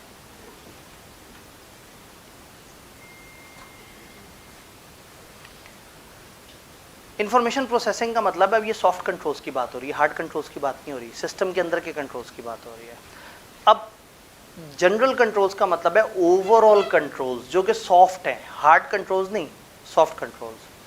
और एप्लीकेशन कंट्रोल का मतलब होता है यूनिट लेवल पे, एक्टिविटी लेवल पे, इनपुट लेवल पे, आउटपुट लेवल पे, ये इस तरह के कंट्रोल्स। बात समझ आ रही है? तो अगर एक इंफॉर्मेशन सिस्टम में ओवरऑल अच्छा सॉफ्टवेयर इस्तेमाल किया जाए तो मैं कहूँगा जी बड़े अच्छे जनरल कंट्रोल्स हैं। अगर लोगों को सॉफ्टवेयर पे बड़ी अच्छी ट्रेनिंग दी जाए, मैं कहूँगा बड़े अच्छे कंट्रोल्स हैं। अगर उसकी अच्छी डॉक्यूमेंटेशन अवेलेबल हो, देखिए सॉफ्टवेयर 2 तरह के होते हैं, एक को हम कहते हैं ऑफ द शेल्फ, एक को हम कहते हैं बेस्पोक। ऑफ द शेल्फ होता है जो शेल्फ पे पड़ा हुआ है, आप गए और आपने सीडी उठा के, जिस ज़माने में लोग सीडी परचेज करके और इंस्टॉल करते थे तो उस वक्त हम ये वर्ड बोलते थे ऑफ द शेल्फ, शेल्फों पे रखे हुए सॉफ्टवेयर, मतलब जो मार्केट से बाय हो जाते हैं। आप मार्केट में जाएं, आपने कहा ये पैसे लें, मुझे कोई बुक्स की सीडी दें, आपने कोई बुक इंस्टॉल किया, सॉफ्टवेयर आपके पास इंस्टॉल हो गया। ये जो बने बनाए सॉफ्टवेयर ऑफ द शेल्फ होते हैं ना, इनकी बड़ी अच्छी डॉक्यूमेंटेशन होती है। ये दुनिया में हज़ारों लाखों यूज़र यूज़ कर रहे होते हैं, इसकी सैकड़ों लोगों ने टेस्टिंग की हुई होती है, इसके ऊपर बड़ी डॉक्यूमेंटेशन होती है। तो वो हमें हमेशा बता रहा होता है कि ये मसला हो तो क्या करना है। जैसे एक्सेल में कोई प्रॉब्लम आ जाए, आप उसी की F1 में जाके उसे पूछ ले, वो 15 तरीके बता देगा। तो ये वो सॉफ्टवेयर हैं जिनकी जो प्रॉब्लम्स हैं वो इतनी दुनिया को इतनी दफ़ा आए हैं कि उन सब पे बहुत अच्छे FAQs बन चुके हैं, बहुत अच्छी डॉक्यूमेंटेशन हुई हुई है। तो ऑफ द शेल्फ सॉफ्टवेयर में ये मसला नहीं होता, आप सॉफ्टवेयर ले लेते हैं, आपको पता होता है कि चीज़ें ओके हैं। जो बेस्पोक है, आप टेलर्ड बनवाते हैं, अपने जो सॉफ्टवेयर बनवाते हैं, उसमें क्या मसला होगा, उसकी टेस्टिंग नहीं हुई होगी, उसमें प्रॉब्लम होगा। फॉर एग्जांपल एक बच्चा आके कहता है जी मैं 3 नहीं 4 इंस्टॉलमेंट मेरी कर दें, पता लगे सिस्टम में गुंजाइश ही 3 की आ रही है, अब चौथा ड्रॉप डाउन में दिखाई नहीं रहा, तो हो सकता है फिर वो कहेगा कि भाई यहाँ पे ये ऑप्शन नहीं आ रही, तो वो फिर पूछेगा किसी से। लेकिन हो सकता है कि अगर उसकी अच्छी डॉक्यूमेंटेशन हुई हो तो एक किताबचा हो जिसमें 5-6 सफ़े पे लिखा हुआ हो कि अगर आपने इस जगह पे ये चेंज करनी है तो आपको ये वाले मेन्यू में जाके ये वाला यूज़र नेम लिख के और ऐसा करना होगा, तो इस तरह से हो जाएगा। तो जो खुद सॉफ्टवेयर बनाते हैं ना, फिर उसके लिए अच्छी चीज़ ये होती है कि आप उसकी बहुत थॉरो डॉक्यूमेंटेशन करें, अच्छे तरीके से उसके रूल्स एंड रेगुलेशन सेट करें। तो अच्छे जनरल कंट्रोल्स का मतलब है अच्छा सॉफ्टवेयर, अच्छी टेस्टिंग, अच्छी डॉक्यूमेंटेशन, अच्छी लोगों की ट्रेनिंग, यानी कि ये ओवरऑल है। सॉफ्टवेयर के अंदर क्या है वो बात की बात है, लेकिन कम से कम सॉफ्टवेयर तो अच्छे लोगों से बनवाया हो, अच्छे तरह का बनवाया हो, अच्छी तरह से टेस्टिंग हुई हुई हो, उसमें अच्छी तरह से बातें नज़र आ रही हो। अब आएंगे एप्लीकेशन कंट्रोल में। एप्लीकेशन का मतलब है सॉफ्टवेयर के अंदर इनपुट कैसे हो रहा है, आउटपुट कैसे हो रहा है, ये काम कैसे हो रहा है, वो काम कैसे हो रहा है। तो अब अगर इनपुट लेवल पे कुछ कंट्रोल है, मैं कहूँगा ये एप्लीकेशन कंट्रोल है, आउटपुट लेवल पे कंट्रोल है, स्टोरेज लेवल पे कंट्रोल है, प्रोसेसिंग लेवल पे कंट्रोल है, तो ये एप्लीकेशन कंट्रोल है। ये ऐसे ही है कि आपका मोबाइल आप उठाएं तो बगैर जब तक आप अंगूठा ना लगाएं वो ना चलता हो, तो ये एक जनरल कंट्रोल है for entering in the mobile. But mobile के अंदर कोई आपका व्हाट्सएप ओपन करके एक मैसेज फॉरवर्ड करने लगे किसी जगह, तो वहाँ सिस्टम कहे कि नहीं यहाँ पे आपको पासवर्ड देना पड़ेगा, तो वो फिर हम कहेंगे कि वो एप्लीकेशन कंट्रोल हो गया, उसने एक खास जगह पे रोक दिया। एक्सेल अच्छा सॉफ्टवेयर है और हम एक्सेल खरीद लें और हमारे पास एक्सेल की डॉक्यूमेंटेशन मौजूद है, ये जनरल कंट्रोल है। एक्सेल के अंदर मैं ये लिख दूं कि इस खाने में 2000 से ऊपर की वैल्यू एंटर नहीं होगी, ये कैसा कंट्रोल है। तो जो input output application unit level पे कंट्रोल लगेगा वो एप्लीकेशन है, जो ओवरऑल लेवल पे लगेगा वो क्या है, वो जनरल है। किताब ने हमें कुछ एप्लीकेशन कंट्रोल्स की एग्जांपल्स दी।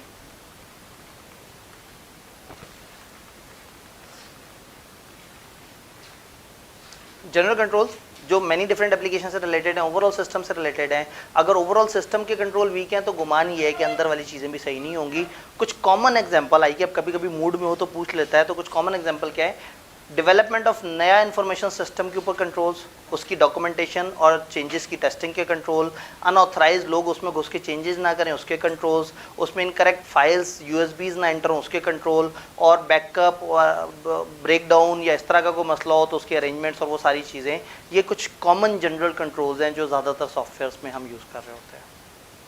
एप्लीकेशन कंट्रोल्स की हमने बात की कि एप्लीकेशन कंट्रोल्स क्या हैं? जो individual application revenue, purchase, payroll, input output उस पर काम करते हैं, तो ये इंश्योर करते हैं कि जो ट्रांजैक्शंस है वो सही हो। जनरल इंश्योर करते थे कि सिस्टम अच्छा हो, तो सिस्टम भी अच्छा होना चाहिए। General is like control environment, application is like control activity. तो जो वर्चुअल कंट्रोल्स हैं उसमें जो ओवरऑल मामला है वो जनरल है, और जो स्टेप बाय स्टेप मामला है वो एप्लीकेशन है। एक स्टेप आगे चलते हैं। स्पेसिफिक आईटी कंट्रोल, किताब ने कुछ एग्जांपल्स दी। इन्होंने कहा इनपुट आउटपुट से रिलेटेड समटाइम बड़े मज़े मज़े के कंट्रोल्स होते हैं जो दिए जा सकते हैं। सरप्राइजिंगली आई कि अपने यहाँ से कभी को बहुत ज़्यादा जालिम सवाल नहीं बनाया, हालांकि वो सवाल बना सकता है, इसमें मार्जिन है इस एरिया में। लेकिन पहले चैप्टर 5 की वेटेज ज़रा ज़्यादा होती थी। पहले चैप्टर 5 का एक अलग यूनिट होता था, तो आपको पास में चैप्टर 5 के बहुत सवाल नजर आएंगे। अब चैप्टर 5 बेचारा थोड़ा सा गरीब सा हो गया है, यूँ समझें कि more of a knowledge base है, गिनती की एक दो दफ़ा छोटे मोटे लॉजिकल सवाल हैं, वो ऐसे हैं कि जो कॉमन सेंस है, यानी कि 2-3 दफ़ा तो उसने पूछ लिया कि कंट्रोल्स हैं बताओ, प्रिवेंटिव, डिटेक्टिव, करेक्टिव कौन सा है। कुछ एग्जाम्पल्स दिए हैं इन्होंने। एग्जाम्पल दी है कंट्रोल टोटल की, बड़ा मज़े का काम है। कंट्रोल टोटल ये है कि एक बंदा, अब अगेन हम यहाँ बैठे हैं इस माहौल में, आपको हमारा इदारा समझ आएगा क्योंकि आपने डॉक्यूमेंटेशन देखी है। हमारे पास जनाब अर्ली एनरोलमेंट के फॉर्म आ रहे हो, धड़ाधड़ आ रहे हो। अब जिस वक्त फॉर्म आ रहे हो उस टाइम पे जो है वो थोड़ा मुश्किल हो उसको साथ साथ एंटर करना। तो क्या हुआ कि फॉर्म की बेसिक डिटेल एंटर करके बंदे ने बस सिर्फ जो है ना एक बच्चे का नाम और उसकी फ़ीस लिखता गया, और बाकी चीज़ें उसने किसी दूसरे से कह दिया कि शाम के वक्त तुम फाइल में सारी चीज़ें एंटर कर दें। ये सिर्फ बच्चे का नाम लिख रहा है और फीस लिख रहा है। लिखते इसने जनाब दिन में 250 बच्चे आए, उन्होंने 250 के नाम शाम फीस वगैरह लिखी और डे एंड पे एक समरी बना दी।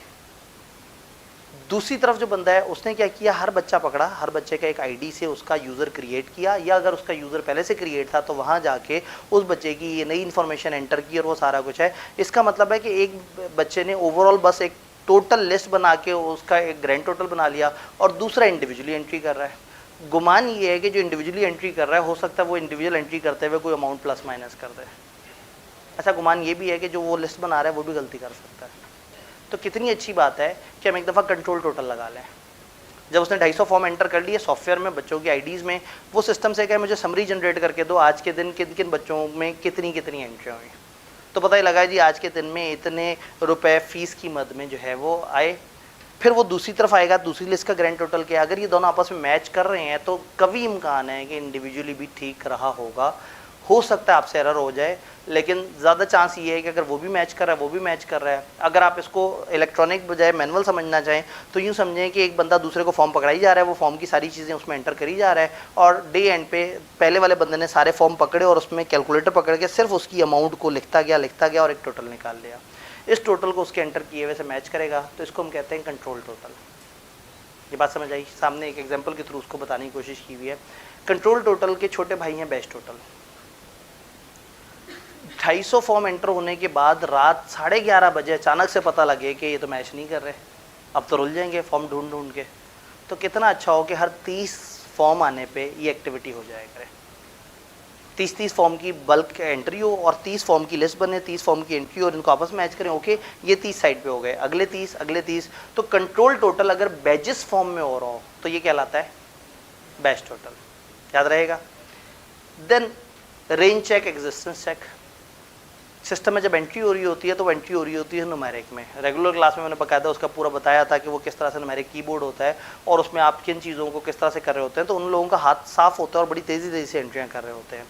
लेकिन वहाँ पे फिर गुमान ये होता है कि अगर एक कोड है जो 5 डिजिट का है तो लिखते लिखते हो सकता है कोई नंबर आगे पीछे हो जाए, हो सकता है कोई ऐसा कोड लिख दें जो एग्जिस्ट नहीं कर रहा, हो सकता है कोई ऐसा कोड लिख दें जो क्रेडिटर का और गलती से डेटर में लिख दिया। तो फिर आप क्या करते हैं, रेंज चेक लगा देते हैं। रेंज चेक में आप कह देते हैं कि डेटर के कोड हैं 2000 से 3000 तक और क्रेडिटर के कोड हैं 3001 से लेके 4000 तक। तो जो बंदा डेटर के लेजर में एंट्री कर रहा हो और वो कोड गलती से उस रेंज से बाहर का दे दे जो डेटर्स को एलोकेटेड है, तो सिस्टम शोर मचा देगा। ऑन स्क्रीन प्रॉम्प्ट आ जाएगा, टू की आवाज़ आएगी और वो कहेंगे भाईजान क्या कर रहे हो। बंदा अलर्ट हो जाएगा, देखेगा तो उसे पता लगेगा कि उसे गड़बड़ हो गई है। ये रेंज चेक है। रेंज चेक चेक करता है कि आपका जो एंटर किया हुआ डाटा है वो उस रेंज में आ रहा है या नहीं आ रहा। ICAP ने इसके ऊपर एक बहुत ही बेसिक सा सवाल एक आध दफ़ा बनाया था और मतलब वो उनको लगता है कि शायद ये बहुत ही मुश्किल बात है, तो इसलिए उन्होंने हाथ होला रखा हुआ है। अदरवाइज ये बड़े मज़े के कॉन्सेप्ट हैं। रेंज चेक समझ आया? तो इससे क्या होगा कि डेटर्स के अंदर क्रेडिटर की एंट्री ना होने के चांसेस बढ़ जाएंगे, क्योंकि क्रेडिटर्स के कोड अलग हैं, डेटर्स के अलग हैं। तो डेटर में गलती से कोई एंट्री करते हुए क्रेडिटर का कोड डाल देगा तो वो कहेगा भाई ये हमारी रेंज में नहीं आ रहा। फिर दूसरा मसला, डेटर में से एक डेटर ख़त्म हो गया, चला गया, आपने उसका कोड निकाल दिया, लेकिन गलती से आपके किसी बंदे ने लिखते हुए उसका कोड लिख दिया, तो existence check should be there जो कहे कि भाई ये कोड अब एग्जिस्ट ही नहीं करता, ये भाई किसकी एंट्री कर रहे हो, ये भाई साहब तो यहाँ से हमने डिलीट कर दिए हैं। तो एग्जिस्टेंस चेक ये देखता है कि वो एक ऐसा कोड तो नहीं आ रहा जो ऑलरेडी सिस्टम में एग्जिस्ट ही ना कर रहा हो, तो एग्जिस्टेंस उसको रोक लेता है। फिर कुछ डुप्लीकेट चेक होते हैं कि आपने एक एंट्री की और फ़ौरन बाद वो एंट्री की विद इन सम सेकेंड्स, तो सिस्टम आपसे कहता है कि भाई ये डुप्लीकेट एंट्री है, ज़रा देखो दोनों में तकरीबन मिलती जुलती बात है, क्या ये एक ही बंदे की दो बिल्कुल सिमिलर एंट्री हैं या तुमसे गलती हो गई है। फॉर एग्जांपल ये मिज़ान की ऐप में प्रैक्टिकली मैं देखता हूँ, मिज़ान की ऐप में इन्होंने एक सिस्टम रखा हुआ है कि आप ऑनलाइन ट्रांजैक्शन एक गो में 2.5 लाख से ऊपर की नहीं कर सकते। अब अगर आपने अच्छा लिमिट, अब फॉर एग्जांपल मेरे पास 2 मिलियन की लिमिट है कि मैं एक दिन में 2 मिलियन की ट्रांजैक्शन कर सकता हूँ, लेकिन मुझे करनी 2.5 लाख में होगी। तो समटाइम क्या होता है, एक बड़ी अमाउंट अगर किसी को ट्रांसफ़र करनी है तो 2.5 लाख की ट्रांजैक्शन की और फ़ौरन ही बाद अगली 2.5 लाख की ट्रांजैक्शन की, तो वो एकदम से मुझे अलर्ट करता है कि भाई आपका ये बंदा भी सेम है, अमाउंट भी सेम है, तो ये गलती से दोबारा कर रहे हो या चाह के दोबारा कर रहे हो। तो एक प्रॉम्प्ट सा आ जाता है और नहीं जी वो तो कोई मसला नहीं है, मतलब तो और ये है कि 2-3 दफ़ा आप सिस्टम को बार बार ओके करते हैं तो वो अपना नोट कर लेता है कि ये पागल है, ये जो है ना ये 2.5 लाख करके लोगों को पैसे भेजता है। वो उन्होंने रखा हुआ है कि अचानक से किसी की ऐप किसी के हाथ लग जाए और वो अचानक से एकदम से ट्रांजैक्शन करे, तो बड़ी से बड़ी 2.5 लाख की हो, एक बंदे को मैसेज है, मैसेज देखते साथ ही वो फ़ौरन से बैंक को कॉल करके क्या भाईजान मेरी भी ऑनलाइन बंद कर दे, मैं फिर बाद में हिसाब लगाऊंगा कि कौन मेरे कौन से सिस्टम से क्या कर रहा है। तो वो एक उन्होंने एक लिमिट लगाई हुई है। तो कहने का मतलब है कि अगर वो दो बिल्कुल मिलती जुलती ट्रांजैक्शन होंगी वो फ़ौरन से रोक देगा।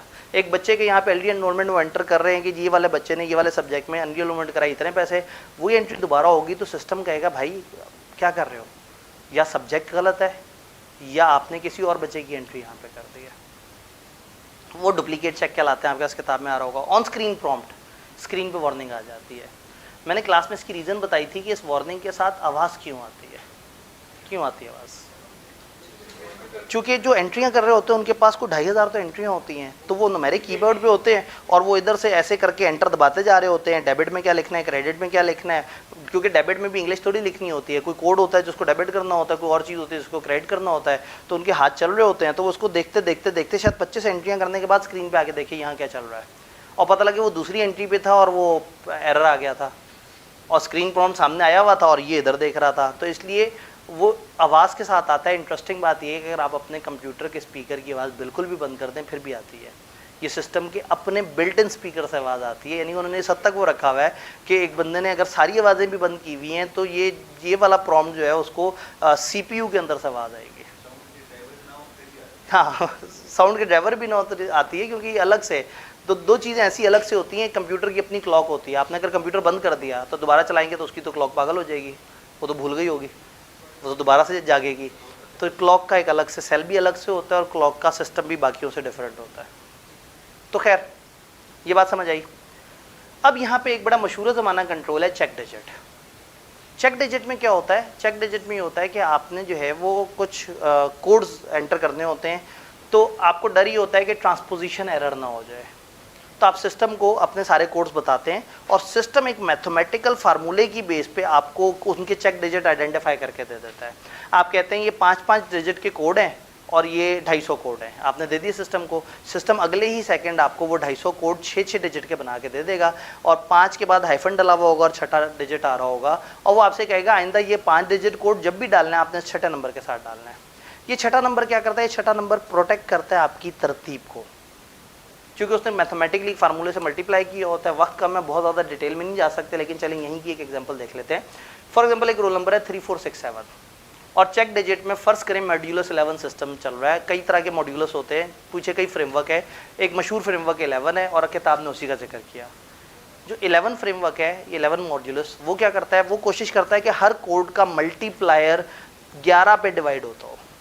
हर कोड जैसे भी मल्टीप्लाई हो रहा हो ना, उसका जवाब हमेशा 11 निकलना चाहिए। तो फिर क्या होता है कि जब भी फ़र्ज़ करें आपने ये 4 डिजिट कोड दिया सिस्टम को 3467 पहली दफ़ा, और सिस्टम ने कहा आइंदा से तुमने 3467 नहीं लिखना, तुमने लिखना है 3467। सिस्टम ने हमें खुद निकाल दिया। अच्छा, ये खुद उसने निकाल दिया, इससे क्या फ़ायदा होगा, मैं ये कोड डालूंगा, जब मैं कोड डालूंगा 3 4 6 7 और 3, तो फिर क्या होगा, 5 डिजिट हैं, वो सबसे पहले वाले को 5 से, दूसरे वाले को 4 से, तीसरे को 3 से, फिर 2 से और फिर 1 से मल्टीप्लाई करेगा, जवाब निकालेगा। जवाब पूरा 11 पे डिवाइड हो रहा होगा तो वो मान लेगा कि ये सही है। अब ये इत्तफाकन 11 पे कैसे डिवाइड हो गया, क्योंकि ये 3 मुझे सॉफ्टवेयर ने निकाल के दिया था। जब मैंने सॉफ्टवेयर को कहा ना कि मेरा कोड है 3467, तो उसने कहा 3467 और नीचे खाली x उसने यहाँ रखा। इसने 5 4 3 2 से मल्टीप्लाई करके जवाब निकाला 63, तो उसने कहा 63 के आगे ऐसा क्या आए कि वो 11 पे पूरा डिवाइड हो जाए, तो उसे पता लग गया 3। तो अगर यहाँ चेक डिजिट 3 होगा और 3 1 से मल्टीप्लाई होगा तो 3 होगा, तो जवाब कितना होगा, और ये 11 पे डिवाइड होता होगा। तो जब मैंने उसे कहा कि 3467 मेरा कोड है, तो उसने कहा ये पकड़ो तुम्हारा चेक डिजिट, अब इसके साथ हमेशा 3 डाला करना। अब मेरा कोड महफूज हो गया। कैसे महफूज हो गया, मैं जब भी लिखूंगा मैं ये 5 डिजिट लिखूंगा 3 4 6 7 3, जैसे ही लिखूंगा फ़ौरन से सॉफ्टवेयर उसे पकड़ेगा, 5 4 3 2 1 से मल्टीप्लाई करके जवाब निकाल के 11 पे डिवाइड करेगा। अगर रिमाइंडर 0 आए, मुतमईन हो जाएगा कि मेरा कोड सही है। लेकिन अगर मैंने इसको आगे पीछे कर दिया, ये 4 इधर चला गया और 6 उधर चला गया, तो ये 4 नीचे आ जाएगा और 6 इधर चला जाएगा, तो जिसने इससे मल्टीप्लाई होना था और जिसने इससे मल्टीप्लाई होना था, तो ये अमाउंट चेंज हो जाएंगी। अमाउंट चेंज होंगी तो 91% गुमान ये है कि ये अमाउंट दोबारा 11 पे डिवाइड नहीं होगी। मतलब इसमें 100% एक्यूरेसी नहीं होती, इसमें 9% एरर भी होता है। यानी एक बहुत ही खूबसूरत ऐसी हसीन गलती हो कि इत्तफाकन वो दो इस तरीके से ट्रांसपोज हुए हैं कि उनसे मल्टीप्लाई होने के बाद जवाब इत्तफाकन दोबारा से बड़ा होकर फिर 11 पे डिवाइड हो रहा है। और समटाइम चेक डिजिट के अंदर जो है ना, वो आपको जब 10 लिखना पड़े तो फिर आप परेशान हो जाते हैं। फॉर एग्जांपल यहाँ सारी वर्किंग होके आती और जवाब होता मतलब 66 से आगे चलते हैं, मतलब जवाब हमारा आ रहा होता 67। अच्छा, 67 से आगे ऐसा कौन सा नंबर है जो 11 पे डिवाइड होता है, 77। तो 67 में क्या ऐड करेंगे, 77 10, तो चेक डिजिट 10 नहीं हो सकता। तो ये एक 9% एरर एग्जिस्ट करता है इसमें कि जिसमें चेक डिजिट थोड़ा सा आउट हो जाता है। तो असल में चेक डिजिट यूज़ होता है in conjunction with range check, existence check और बाकी सारी चीज़ों के। तो ये सब मिला जुला के एक अच्छे तरीके का कंट्रोल प्रोवाइड कर देते हैं कि चीज़ें सही और स्मूथ चलती रहें। डन। आगे की तरफ चलते हैं। कंट्रोल की लिमिटेशन, कंट्रोल जो है वो जितना मर्जी अच्छे हो, ह्यूमन एरर्स हो सकते हैं, ह्यूमन जजमेंट आउट हो सकती है, कंट्रोल्स की कॉस्ट हो सकती है, कोलिजन्स हो सकती हैं, छोटे इदारे जो है वो महंगे कंट्रोल अफोर्ड नहीं कर सकते, सेग्रीगेशन आपने की हुई है वो आपस में मिल गए। तो कंट्रोल्स में जो मर्जी आप बात कर लें, irrespective of how robust client system are, उनमें हमेशा एक ख़ास लेवल की इनहेरेंट लिमिटेशन एग्जिस्ट करती है। छोटी एंटिटीज़ के मसले क्या हैं, पैसे नहीं है उनके पास, वो ज़्यादा खर्चा नहीं कर सकते, वो महंगे सॉफ्टवेयर नहीं बनवा सकते, उन्हें बने बनाए सॉफ्टवेयर यूज़ करने पड़ते हैं, वो अपनी नीड्स के मुताबिक सॉफ्टवेयर नहीं बनवा सकते, उनके पास स्टाफ ज़्यादा नहीं होगा, उनके पास निज़ाम ज़्यादा अच्छा नहीं होगा, सेग्रीगेशन बहुत अच्छी नहीं हो रही होगी, एक ही बंदा एक से ज़्यादा काम कर रहा होगा, फिर वो अक्सर खर्चे करते हुए सोचते होंगे कि उससे बेहतर है कि हम अपनी प्रोडक्ट पर खर्चा कर लें, हम वहाँ से कमा लें। तो छोटी कंपनियों में जो है ना इस तरह के मसले होंगे, लेकिन वहाँ गवर्नेंस अच्छी होगी। छोटी कंपनी है, ओनर वहीं पे बैठा हुआ होगा, हर वक्त सारे लोगों को देख रहा होगा, तो कंट्रोल एक्टिविटीज़ थोड़ी सी कमज़ोर हो जाती हैं, लेकिन वो किसी हद तक कंपनसेट हो जाता है एक मजबूत कंट्रोल एनवायरनमेंट से, जिसमें कमज़ोर कंट्रोल्स भी मुनासिब काम कर जाते हैं। तो छोटी जो एंटिटीज़ है उनके अपने मसले हैं, एविडेंस नहीं होता सिस्टम कैसे काम कर रहा है, कंट्रोल्स नहीं होते, कंट्रोल्स को ओवरराइड मैनेजमेंट वाले कर रहे होते हैं। छोटा इदारा है, वो कहते हैं यार क्या पॉलिसी साइड पर रखो, ये काम करना है, तो खुद ही पॉलिसियाँ बनाते हैं, खुद ही पॉलिसियाँ तोड़ देते हैं। और इंडिपेंडेंट पर्सन मैनेजमेंट में जो है वो उस तरह से नहीं होते समटाइम कि ये दूसरा विद गवर्नेंस है मैनेजमेंट है, यही लोग बड़े होते हैं और यही छोटे होते हैं। पार्टनरशिप है, 3 बंदे हैं, वही पार्टनर होंगे, वही मैनेजर्स होंगे, वही काम कर रहे होंगे, तो ऐसे इदारे में थोड़ा सा मुश्किल हो जाता है। फाइनली एंड पे आते हैं। इसमें सिस्टम लॉग का एक छोटा सा कॉन्सेप्ट है, बताने वाला नहीं है, लेकिन बहरहाल जब चीज़ों की एक टाइमली रिकॉर्डिंग हो रही होती है तो उसको सिस्टम लॉग कहते हैं। जैसे हमारा कॉल लॉग होता है, जैसे अटेंडेंस रजिस्टर होता है, जैसे आईपी एड्रेस, किस आईपी एड्रेस ने कब लॉगिन किया किस तरह से, जैसे हमने ब्लैक बॉक्स की बात की वो रिकॉर्ड कर रहा होता है। तो हर वो कंट्रोल जो कि सिस्टमेटिकली चीज़ों को रिकॉर्ड कर रहा है उसको हम कहते हैं सिस्टम लॉग। कंप्यूटराइज सिस्टम में system log is the thing जो बहुत काम आती है। ऑडिटर को एक वो मिल जाता है, एक पैटर्न मिल जाता है, उसे पता लग जाता है ये सीरीज ऑफ इवेंट है, और वो साथ साथ उनको चेक कर लेता है, वो वॉक थ्रू टेस्ट कर लेता है।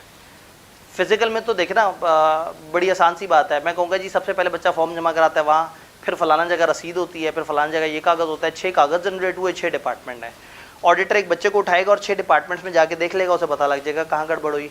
लेकिन अगर सारा कुछ ऑनलाइन हो रहा हो, बच्चे ने खुद ही से घर बैठ के ऑनलाइन हमारे पास अकाउंट क्रिएट करके ऑनलाइन पेमेंट करके वहीं पे सब कुछ कर दिया, तो पीछे ऑथराइजेशन भी हुई थी, पीछे कुछ और भी हुआ था, पीछे पेमेंट भी चली थी, भी सारा कुछ हवा में हुआ है, ऑनलाइन हुआ है, नज़र नहीं आ रहा। तो फिर ये जो सिस्टम लॉग है ये हेल्प करते हैं कि बच्चा कब लॉगिन हुआ था, उसने कितने पैसे की ट्रांजैक्शन की थी, उसने कौन से अकाउंट का नंबर दिया था, उसने कौन से कोर्स लेना था। तो फिर ये जो आपके लॉग्स हैं ये ऑडिटर को हेल्प करते हैं ऑनलाइन सिस्टम में या वर्चुअल सिस्टम में, कि जिससे वो वॉक थ्रू टेस्ट कर सके।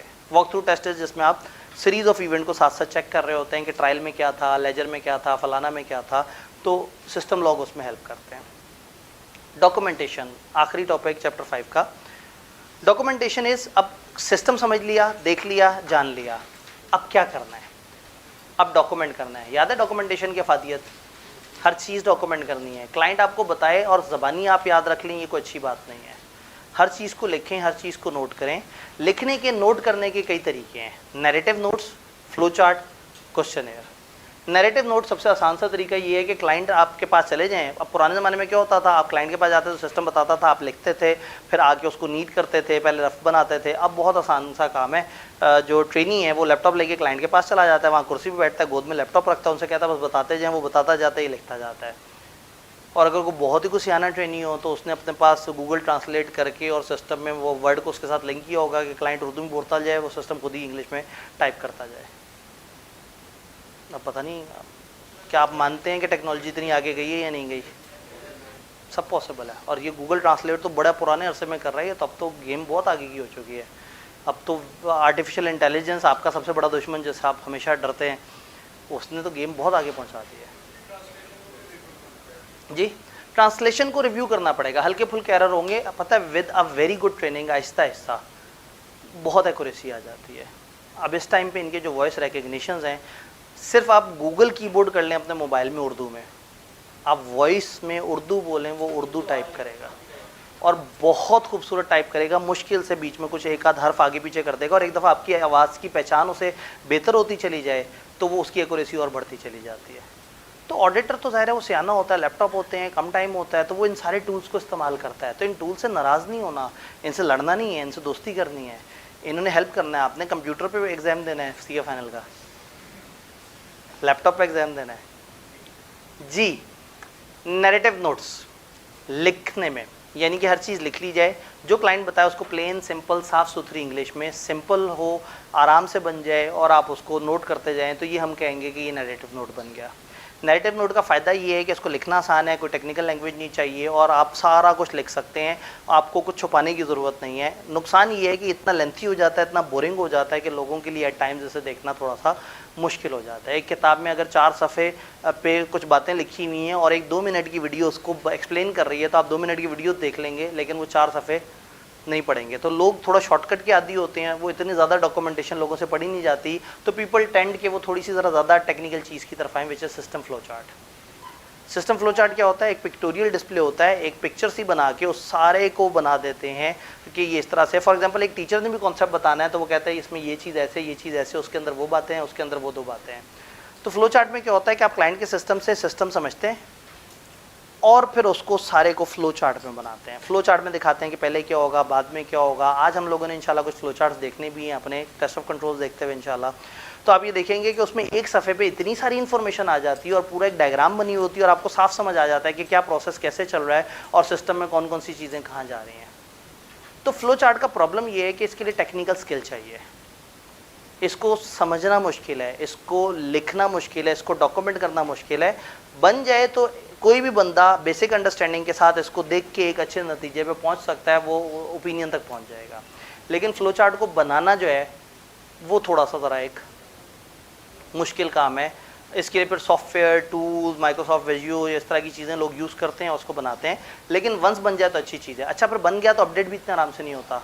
एक नया प्रोसेस बीच में डालना है तो अब आपको हर लाइन चेंज करनी पड़ेगी। नैरेटिव में आसान काम था कि आपने वहीं पे ही एडिट किया, एक एंटर डाला और अगली लाइन में कुछ और लिखना शुरू कर दिया। तो फ्लो चार्ट को अपडेट करना इतना आसान नहीं होता। तो ये टेक्निकल इसके लिए आपको साउंडनेस चाहिए। तीसरा तरीका होता है क्वेश्चनर, बड़ा मज़ेदार तरीका। रादर देन कि आप पूरे सिस्टम को लिखें, रादर देन कि आप पूरे सिस्टम का फ्लो चार्ट बनाएं, आप जो है वो चीज़ों को देखने की कोशिश कर रहे होते हैं।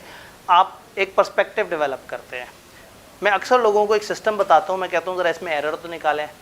मैं कहता हूँ एक बच्चा हमारे पास आया और उसने आके कहा मैंने ऑडिट पढ़ना है। तो हम कहते हैं यार तुमने जो भी पढ़ना है तुम क्लास में जाके बैठ जाओ, जब 1-1.5 महीना तुम पढ़ चुको तो हमें आके याद करा देना कि मैं पढ़ रहा हूँ, फिर हम तुमसे कोई फ़ीस की बात कर लेंगे, फिर तुम अपनी सहूलत से फ़ीस दे देना। आप कहेंगे सर ये टू मच ही हो गया, आप शरीफ हैं लेकिन इतना शरीफ कोई भी नहीं होता है। आप नवाज शरीफ लेवल के शरीफ होना चाह रहे हैं, मतलब शराफत के उस लेवल पे पहुंचना चाह रहे हैं। तो क्यों आपको ऐसा लगा, ऐसा क्यों लगा?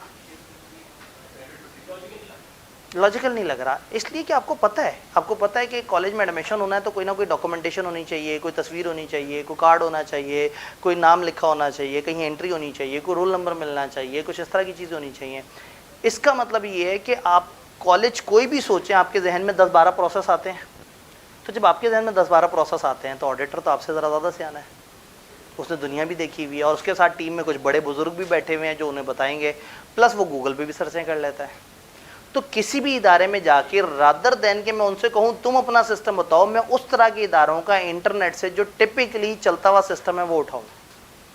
मैं इंटरनेट से जाके कहूँ कि एक कॉलेज, एक प्रोफेशनल क्वालिफिकेशन देने वाले कॉलेज में एडमिशन के आइडियली क्या कंट्रोल्स होते हैं, तो हो सकता है मुझे 32 कंट्रोल्स की लिस्ट दे दे और उसमें लिखा हो कि ये सवाल पूछते हैं। मैं उन 32 कंट्रोल्स को देखूँ तो मुझे समझ आए कि 3-4 तो बहुत ही उल्टे सीधे कंट्रोल हैं, बड़े ही अंग्रेज़ी कंट्रोल हैं जो कि यहाँ पे हम जो है वो इस्तेमाल नहीं कर सकते। हमने वो साइड पे किए तो पता ही लग गया कि 26 कंट्रोल्स आ गए। अब ऑडिटर ने ये नहीं करना कि वो इनसे सिस्टम पूछे और डॉक्यूमेंट करे, वो अपने बेस्ट कंट्रोल्स की लिस्ट लेके पहुँचा, अपने सवाल लेके पहुँचा। उसने कहा आप लोग एडमिशन फॉर्म फिल करते हैं? उन्होंने कहा हाँ। उसने कहा आप कैश इनवॉइस देते हैं? हाँ जी। आप कार्ड इशू करते हैं? उन्होंने कहा नहीं। आपने कहा अस्तगफिरुल्लाह, एक अहम कंट्रोल एग्जिस्ट नहीं करता। एक अहम कंट्रोल, इसको लेटर वीकनेस में ले जाए और उनसे कहें यार क्या कर रहे हो, बच्चों को कार्ड नहीं दोगे तो फिर कैसे पता लगेगा? अच्छा जी, ये रिकवरी होती है? हाँ जी। ये काम होता है? हाँ जी। ये काम होता है? बायोमेट्रिक तस्दीक होती है कमरे में एंटर होने से पहले? नहीं। कितना मज़ेदार काम है, ना बच्चों को तंग करना पड़े ना कुछ और, सारा सिस्टम आपस में लिंक हुआ हुआ, बाहर एक मशीन लगी हुई है उस पर बायोमेट्रिक को, बच्चा आए अंगूठा लगाए, दरवाज़ा खुले वो अंदर आ जाए, दरवाज़ा फिर बंद हो जाए। अगला बच्चा है अंगूठा लगाए, वो फ़ौरन से वार्निंग दे दे, इधर वाला ऑफिस बॉय फ़ौरन से बच्चे को जप्पी डाल ले और कहे कि तुमने पैसे देने होंगे, उसको फ्रंट ऑफिस ले जाए। और तो बायोमेट्रिक, उन्होंने कहा नहीं बायोमेट्रिक नहीं। आपने कहा यार आज के दौर में बायोमेट्रिक नहीं, क्या बात करते हो? तो लेटर वीकनेस में डाल दिया। यानी क्या हुआ कि बेस्ट कंट्रोल्स की लिस्ट बनाई और उनको सवालनामा बना लिया। इस सवालनामे को जो चेक करता है कि कंट्रोल एग्जिस्ट कर रहा है या नहीं कर रहा है, इसको हम कहते हैं ICQ, इंटरनल कंट्रोल क्वेश्चनर। इससे आप बेसिक अंडरस्टैंडिंग लेते हैं कि कंट्रोल डज एग्जिस्ट और नॉट, और आप ख्वाहिश कर रहे होते हैं कि आपको बताएं कि कंट्रोल एग्जिस्ट कर रहा है, फिर आप उसके ऊपर काम करें। अब अगर जहां जहां उन्होंने नो कहा वो तो कंट्रोल एग्जिस्ट ही नहीं कर रहा, उसको तो हमें डिटेल से सब्सटेंटिव प्रोसीजर लगाने चाहिए। जहां उन्होंने कहा हाँ, उसके टेस्ट ऑफ कंट्रोल करने चाहिए। मैंने वो यस पकड़े और हर यस के पीछे छोटे छोटे बहुत सारे सवाल बना दिए। उन्होंने कहा एडमिशन फॉर्म फिल करते हैं? हाँ जी फिल करते हैं। मैं उसको ले गया छोटे छोटे सवालों पे, उसमें स्टूडेंट नाम आ रहा होता है, रोल नंबर आ रहा होता है, उस पर फ़ी की डिटेल आ रही होती है, सब्जेक्ट का टिक लगा होता है, साइन होते हैं। उन्होंने कहा स्टूडेंट नेम भी आता है, ये भी आता है, फ़ी की डिटेल नहीं आती, ये हमने कहा गलत बात कर दी। और जहाँ उन्होंने कहा ये सही बात, 4 टिक लगे हुए हैं, मैं सैंपल पे 50 बच्चे उठाऊं और उन 50 बच्चों पे देख लूं कि क्या ये 4 टिक इन्होंने मुझे बताए हैं क्या वाकई ऐसा हो रहा है। तो उधर कंट्रोल की एग्जिस्टेंस देखी है, इधर कंट्रोल की इफेक्टिवनेस देख रहे हैं। ICQ और ICEQ, internal control evaluation question है। उसमें बड़े बड़े सवाल होते हैं, इसमें टू द पॉइंट छोटे छोटे सवाल किसी एक ही यूनिट लेवल के उन्होंने बनाए हुए होते हैं। तो हुआ क्या, हुआ ये कि आपको फ्लो चार्ट नहीं बनाना पड़ा, आपको डॉक्यूमेंटेशन नहीं करनी पड़ी, आप गए और आपने क्लाइंट से सवाल पूछे। अगर आप उनसे सिस्टम पूछ के बनाते तो शायद आपको गैप नज़र ना आता। अब आप एक आइडियल सिस्टम उनको बताते जा रहे हैं, तो जो जो वो इनकार कर रहे हैं वो भी गैप है, और जो वो इकरार कर रहे हैं और चेकिंग में नज़र आया वो भी गैप है। दूसरा फ़ायदा, सिस्टम ना सिर्फ डॉक्यूमेंट हुआ, आपने टेस्ट ऑफ कंट्रोल्स भी लगा डाले, आपने साथ साथ सैंपल पे चीज़ों को चेक भी कर लिया। तो ये कहलाता है हमारा इंटरनल कंट्रोल एवेल्यूशन क्वेश्चनेयर। तो इंटरनल कंट्रोल एवेल्यूशन क्वेश्चनेयर में हम कहते हैं कि जो कंट्रोल वो मानते भी हैं, चेक कर लेंगे उसमें कोई गड़बड़ वगैरह तो नहीं। तो ये 3 मशहूर सिस्टम है, तरीके हैं सिस्टम को डॉक्यूमेंट करने के। इस डायग्राम से थीम समझ आ जाता है। किताब में ये वाली तफसील नहीं है, किताब ने उसको थ्योरेटिकली डिस्कस किया हुआ है कि ICQ क्या है और ICEQ क्या है। लेकिन अगर होपफुली बात समझ आ रही है तो फिर हम ब्रेक की तरफ जा सकते हैं। वो अजीम ब्रेक का टाइम पूरे हमारे पास 10 मिनट रहते हैं, तो 10 मिनट बाद 5 बजे हम इकट्ठे होके, और फिर आपको पता है हम नॉर्मली 5:45 तक जा रहे होते हैं। ज़बरदस्त।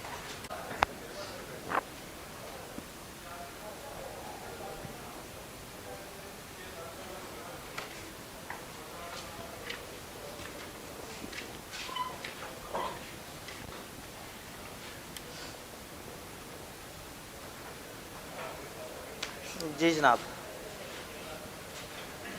अस्सलाम वालेकुम। बेहतरीन हो गया।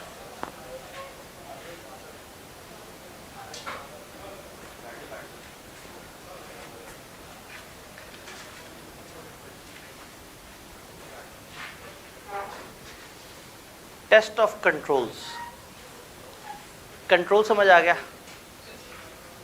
शायद आप सोच रहे होंगे कि इस चैप्टर में हम टेस्ट ऑफ कंट्रोल समझेंगे, लेकिन इंटरेस्टिंग बात है कि इस चैप्टर में भी हम कंट्रोल्स ही समझेंगे। टेस्ट ऑफ कंट्रोल एक मजाक है। अगर आपको कंट्रोल पता है तो टेस्ट ऑफ कंट्रोल उसके साथ कुछ हेल्पिंग वर्ब लगाने हैं। चेक दैट ये हो रहा है, verify that, confirm that, observe that, evaluate that, यानी कि जो जो कंट्रोल्स।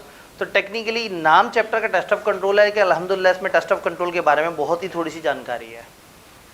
अब ये चैप्टर किस तरह का है, हम हर चैप्टर को देख के कहते हैं नॉलेज बेस है या एप्लीकेशन बेस है। ये मिक्स है, कभी प्योर रट्टे वाला सवाल, कभी प्योर लॉजिकल सवाल, यानी कभी बिल्कुल सीधा सा सवाल के ये जवाब बता दो, और कभी बिल्कुल ही टेढ़ा सा सवाल की एक पूरी सिचुएशन बता दी और उन्होंने कहा जी सिचुएशन में बताएं आप क्या करेंगे। तो यहाँ से आपको क्रैमिंग नॉलेज बेस्ड टाइप का सवाल भी मिल जाता है, और यहाँ से लॉजिकल / एप्लीकेशन टाइप का सवाल भी मिल जाता है। अब पॉइंट ये है कि हमने इसको कैसे तैयार करना है। अगर आपको याद हो उन साहब का नाम, फलीहुद्दीन रसफ्यूकी, फलीहुद्दीन रसफ्यूकी, ये कौन है? कल का लेक्चर भूल गए? कल वो जो मछलियां पकड़ने वाला मुहावरा था, ठीक है, चलें, जो आपको आसानी से याद रह सकता है वो चाइना का मौजे तंग, ठीक है, ये याद, मौजे तंग, वो मौजे तंग, ठीक है, हाँ नहीं मौजे तंग नहीं है ये, हाँ मौजे तंग है, ठीक है, वो सराइकी में मौजा तंग हुआ है, ठीक है। तो वो पता नहीं ऐसे बोलते हैं नहीं, मतलब शायद, तो वो अब चक्कर ये है कि रादर देन के हम सारे कंट्रोल्स को रट्टे मारे, सारे टेस्ट ऑफ कंट्रोल को रट्टे मारे, जिस तरह से वहाँ हमने एक लॉजिकल सेंस समझी थी, यहाँ लॉजिकल सेंस समझते हैं। पहले लॉजिकल सेंस समझने के लिए कुछ लॉजिक को समझते हैं। इन्वेंट्री काउंटिंग याद है, मैंने आपको बताया कि एक बड़ा अच्छा सा तरीका है। अब मैं आपसे किसी भी टाइम पे पेपर में सवाल पूछूं, बताओ इन्वेंट्री काउंटिंग के वक्त ऑडिटर को क्या क्या करना चाहिए, आप बता देंगे। मैं कहूँगा बताओ क्या आइडियल कंट्रोल होने चाहिए, आप बता देंगे। मैं कहूँगा क्या एहतियातें होनी चाहिए, तो जो उस दिन हमने एहतियातें सोची थी वो सब बता देंगे। यानी मैं आपसे रट्टे वाला सवाल पूछूं तो जवाब दे देंगे, मैं रट्टे वाला सवाल ना पूछूं, मैं आपको लॉजिकल सिचुएशन दूं, मैं कहूँ एक कंपनी की एक टीम है जो काउंटिंग कर रही है और उनसे ये फलाना फलाना मिस्टेक्स हो रही हैं, बताओ सही कर रहे हैं या गलत है और क्या इम्प्रूवमेंट हो सकती है। आप बता देंगे कि क्या गलती है और इम्प्रूवमेंट भी बता देंगे। सवाल ये है कि आप कैसे बताएंगे ये सारी बातें, क्योंकि आपने इन्वेंट्री काउंटिंग का एक सिस्टम समझा हुआ है। जब आपको सिस्टम समझ आया हुआ होगा तो अगर आपसे कोई सिस्टम पूछेगा वो भी बता देंगे, और जब कोई कहेगा सिस्टम में क्या मसले हैं तो भी बता देंगे। मैं आपसे कहूँ कि जी CA कॉलेज में एडमिशन के वक्त आइडियली क्या क्या प्रोसेस होने चाहिए, आप बता देंगे। और मैं आपको एक एग्जांपल दूं कि एक बच्चा यूँ आया और उसने यूँ एडमिशन कराया और ऐसे ऐसे करके, तो आप कहेंगे नहीं सर क्या बात करते हैं, ये ऐसे नहीं होना चाहिए, ऐसे नहीं होना चाहिए, ऐसे नहीं होना चाहिए। तो यही 2 सवाल तो होते हैं ICAP में। एक सवाल ये होता है कि बताओ इस चीज़ के, इस सिस्टम के क्या कंट्रोल्स है, और दूसरा सवाल होता है लॉजिकल, दूसरी तरह का सवाल, जिसमें कहते हैं ये सिचुएशन है, बताओ क्या सही और क्या गलत हो रहा है। दोनों सवालों के जवाब के लिए हमें एक चीज़ चाहिए, सिस्टम। अगर मुझे इन्वेंट्री काउंटिंग का सिस्टम पता है, जो रट्टा पूछेगा वो भी बता दूंगा, जो कोई सिचुएशन बता के पूछे क्या अजीब सा हो रहा है वो भी बता दूंगा। मुझे कॉलेज में एडमिशन का आइडियल सिस्टम पता है, जो रट्टा पूछेगा वो भी बता दूंगा, और जो कोई अजीब सा सिस्टम बता के उसमें से गलतियां तलाश करने का कहेगा वो भी मिल जाएंगी। तो इसका मतलब ये है कि यहाँ नॉलेज बेस्ड और एप्लीकेशन बेस्ड जो सवाल है, नॉलेज बेस्ड में हमने लिस्ट डाउन करना होता है, एप्लीकेशन बेस्ड में एक सिचुएशन सी दी हुई होती है और सिचुएशन के मुताबिक ले। मेरे ख्याल में इसी तरह से ऑनलाइन क्लास पढ़ाते हुए भी किसी जगह बच्चे ने कहा होगा सर ये फल्युदरस्फ्यूकी क्या है, तो फिर मैंने उर्दू में भी लिखा हुआ है फल्युदरस्फ्यूकी, ताकि जो है ना इंग्लिश के स्पेलिंग और मुश्किल हो जाएंगे इसके। तो ये सिचुएशन है। तो अब आप दोनों तरह के सवालों के जवाब दे सकेंगे अगर आपको कोई आइडियल कंट्रोल्स पता हो। आईकैप से पूछें तो आईकैप को 3 सिस्टम बहुत पसंद है, सेल, परचेज और पेरोल। मैं इसको अगर दूसरी तरह से क्लासीफाई करूं तो शायद रिसीवेबल्स, पेबल्स और पेरोल, ये 3 वो निज़ाम है जहां ज़्यादा पैसा इन्वॉल्व है। कंपनी को सबसे ज़्यादा पैसा आता है रेवेन्यू से, सेल से। सबसे बड़ा पैसा उनका जाता है कॉस्ट ऑफ सेल्स पे, मटेरियल के खर्चे पे सबसे ज़्यादा पैसा जाता है, और बाकी खर्चे तो इंटरनल होते हैं, ये बैरूनी खर्चा है तो इसमें ज़रा ज़्यादा एहतियात करनी होती है। और तीसरा उनका HR कॉस्ट होती है जो उन्हें बहुत ज़्यादा देनी पड़ती है, मजदूर, ऑपरेटिंग स्टाफ, फलाना, एडमिन, उनके पैसे देने पड़ते हैं। तो ये 3 ऐसे सिस्टम हैं जिसमें ज़रा ज़्यादा इन्वॉल्वमेंट है कैश की। उसके अलावा इन्वेंट्री की जो मेंटेनेंस है, रखने का, इन्वेंट्री का आने का जाने का, वो सिस्टम हम लोगों ने रखने का भी देख लिया है, आने और जाने का सेल्स परचेज में समझ आ जाता है। तो अगर ये 3 सिस्टम हमें समझ आ जाए ना, तो बस उसके बाद सिर्फ हमें ये पता होना चाहिए कि कैश है, इसके जनरल कंट्रोल्स क्या हैं कैश रखने के, बैंक के साथ डील करते हुए क्या एहतियात करनी है, और कोई एसेट वगैरह खरीदना है तो उसकी अप्रूवल्स वगैरह किस तरह से होगी। इस चैप्टर को जब भी आपने तैयार करना है, आपने ये फोकस करना है कि we are talking about 3 proper systems और एक general discussion about cash and bank के अंदर क्या हो रहा है। कुछ उसके टोटका कंट्रोल्स दिए, मैं वहाँ प्रोसेस नहीं है, टोटका कंट्रोल्स हैं। बाकी नॉन करंट एसेट की बाइंग वगैरह उसमें ना होने के बराबर कंट्रोल है। बेसिकली गेम ही ऑथराइजेशन की होती है, ऑथराइजेशन हो, सेग्रीगेशन ऑफ ड्यूटी हो, सारे कंट्रोल खत्म। लेकिन सेल्स में एक पूरा प्रोसेस है, परचेज में एक पूरा प्रोसेस है। तो अब इन सवालों का जवाब देने के लिए हमें एक आइडियल सिस्टम सेल्स का चाहिए, हमें एक आइडियल सिस्टम परचेजेस का चाहिए। वो आइडियल सिस्टम हमारे जहन में होगा तो पेपर में कोई भी अजीब सी चीज़ आ जाए, हम उस आइडियल सिस्टम को सोच के उसमें गलतियाँ निकाल सकेंगे।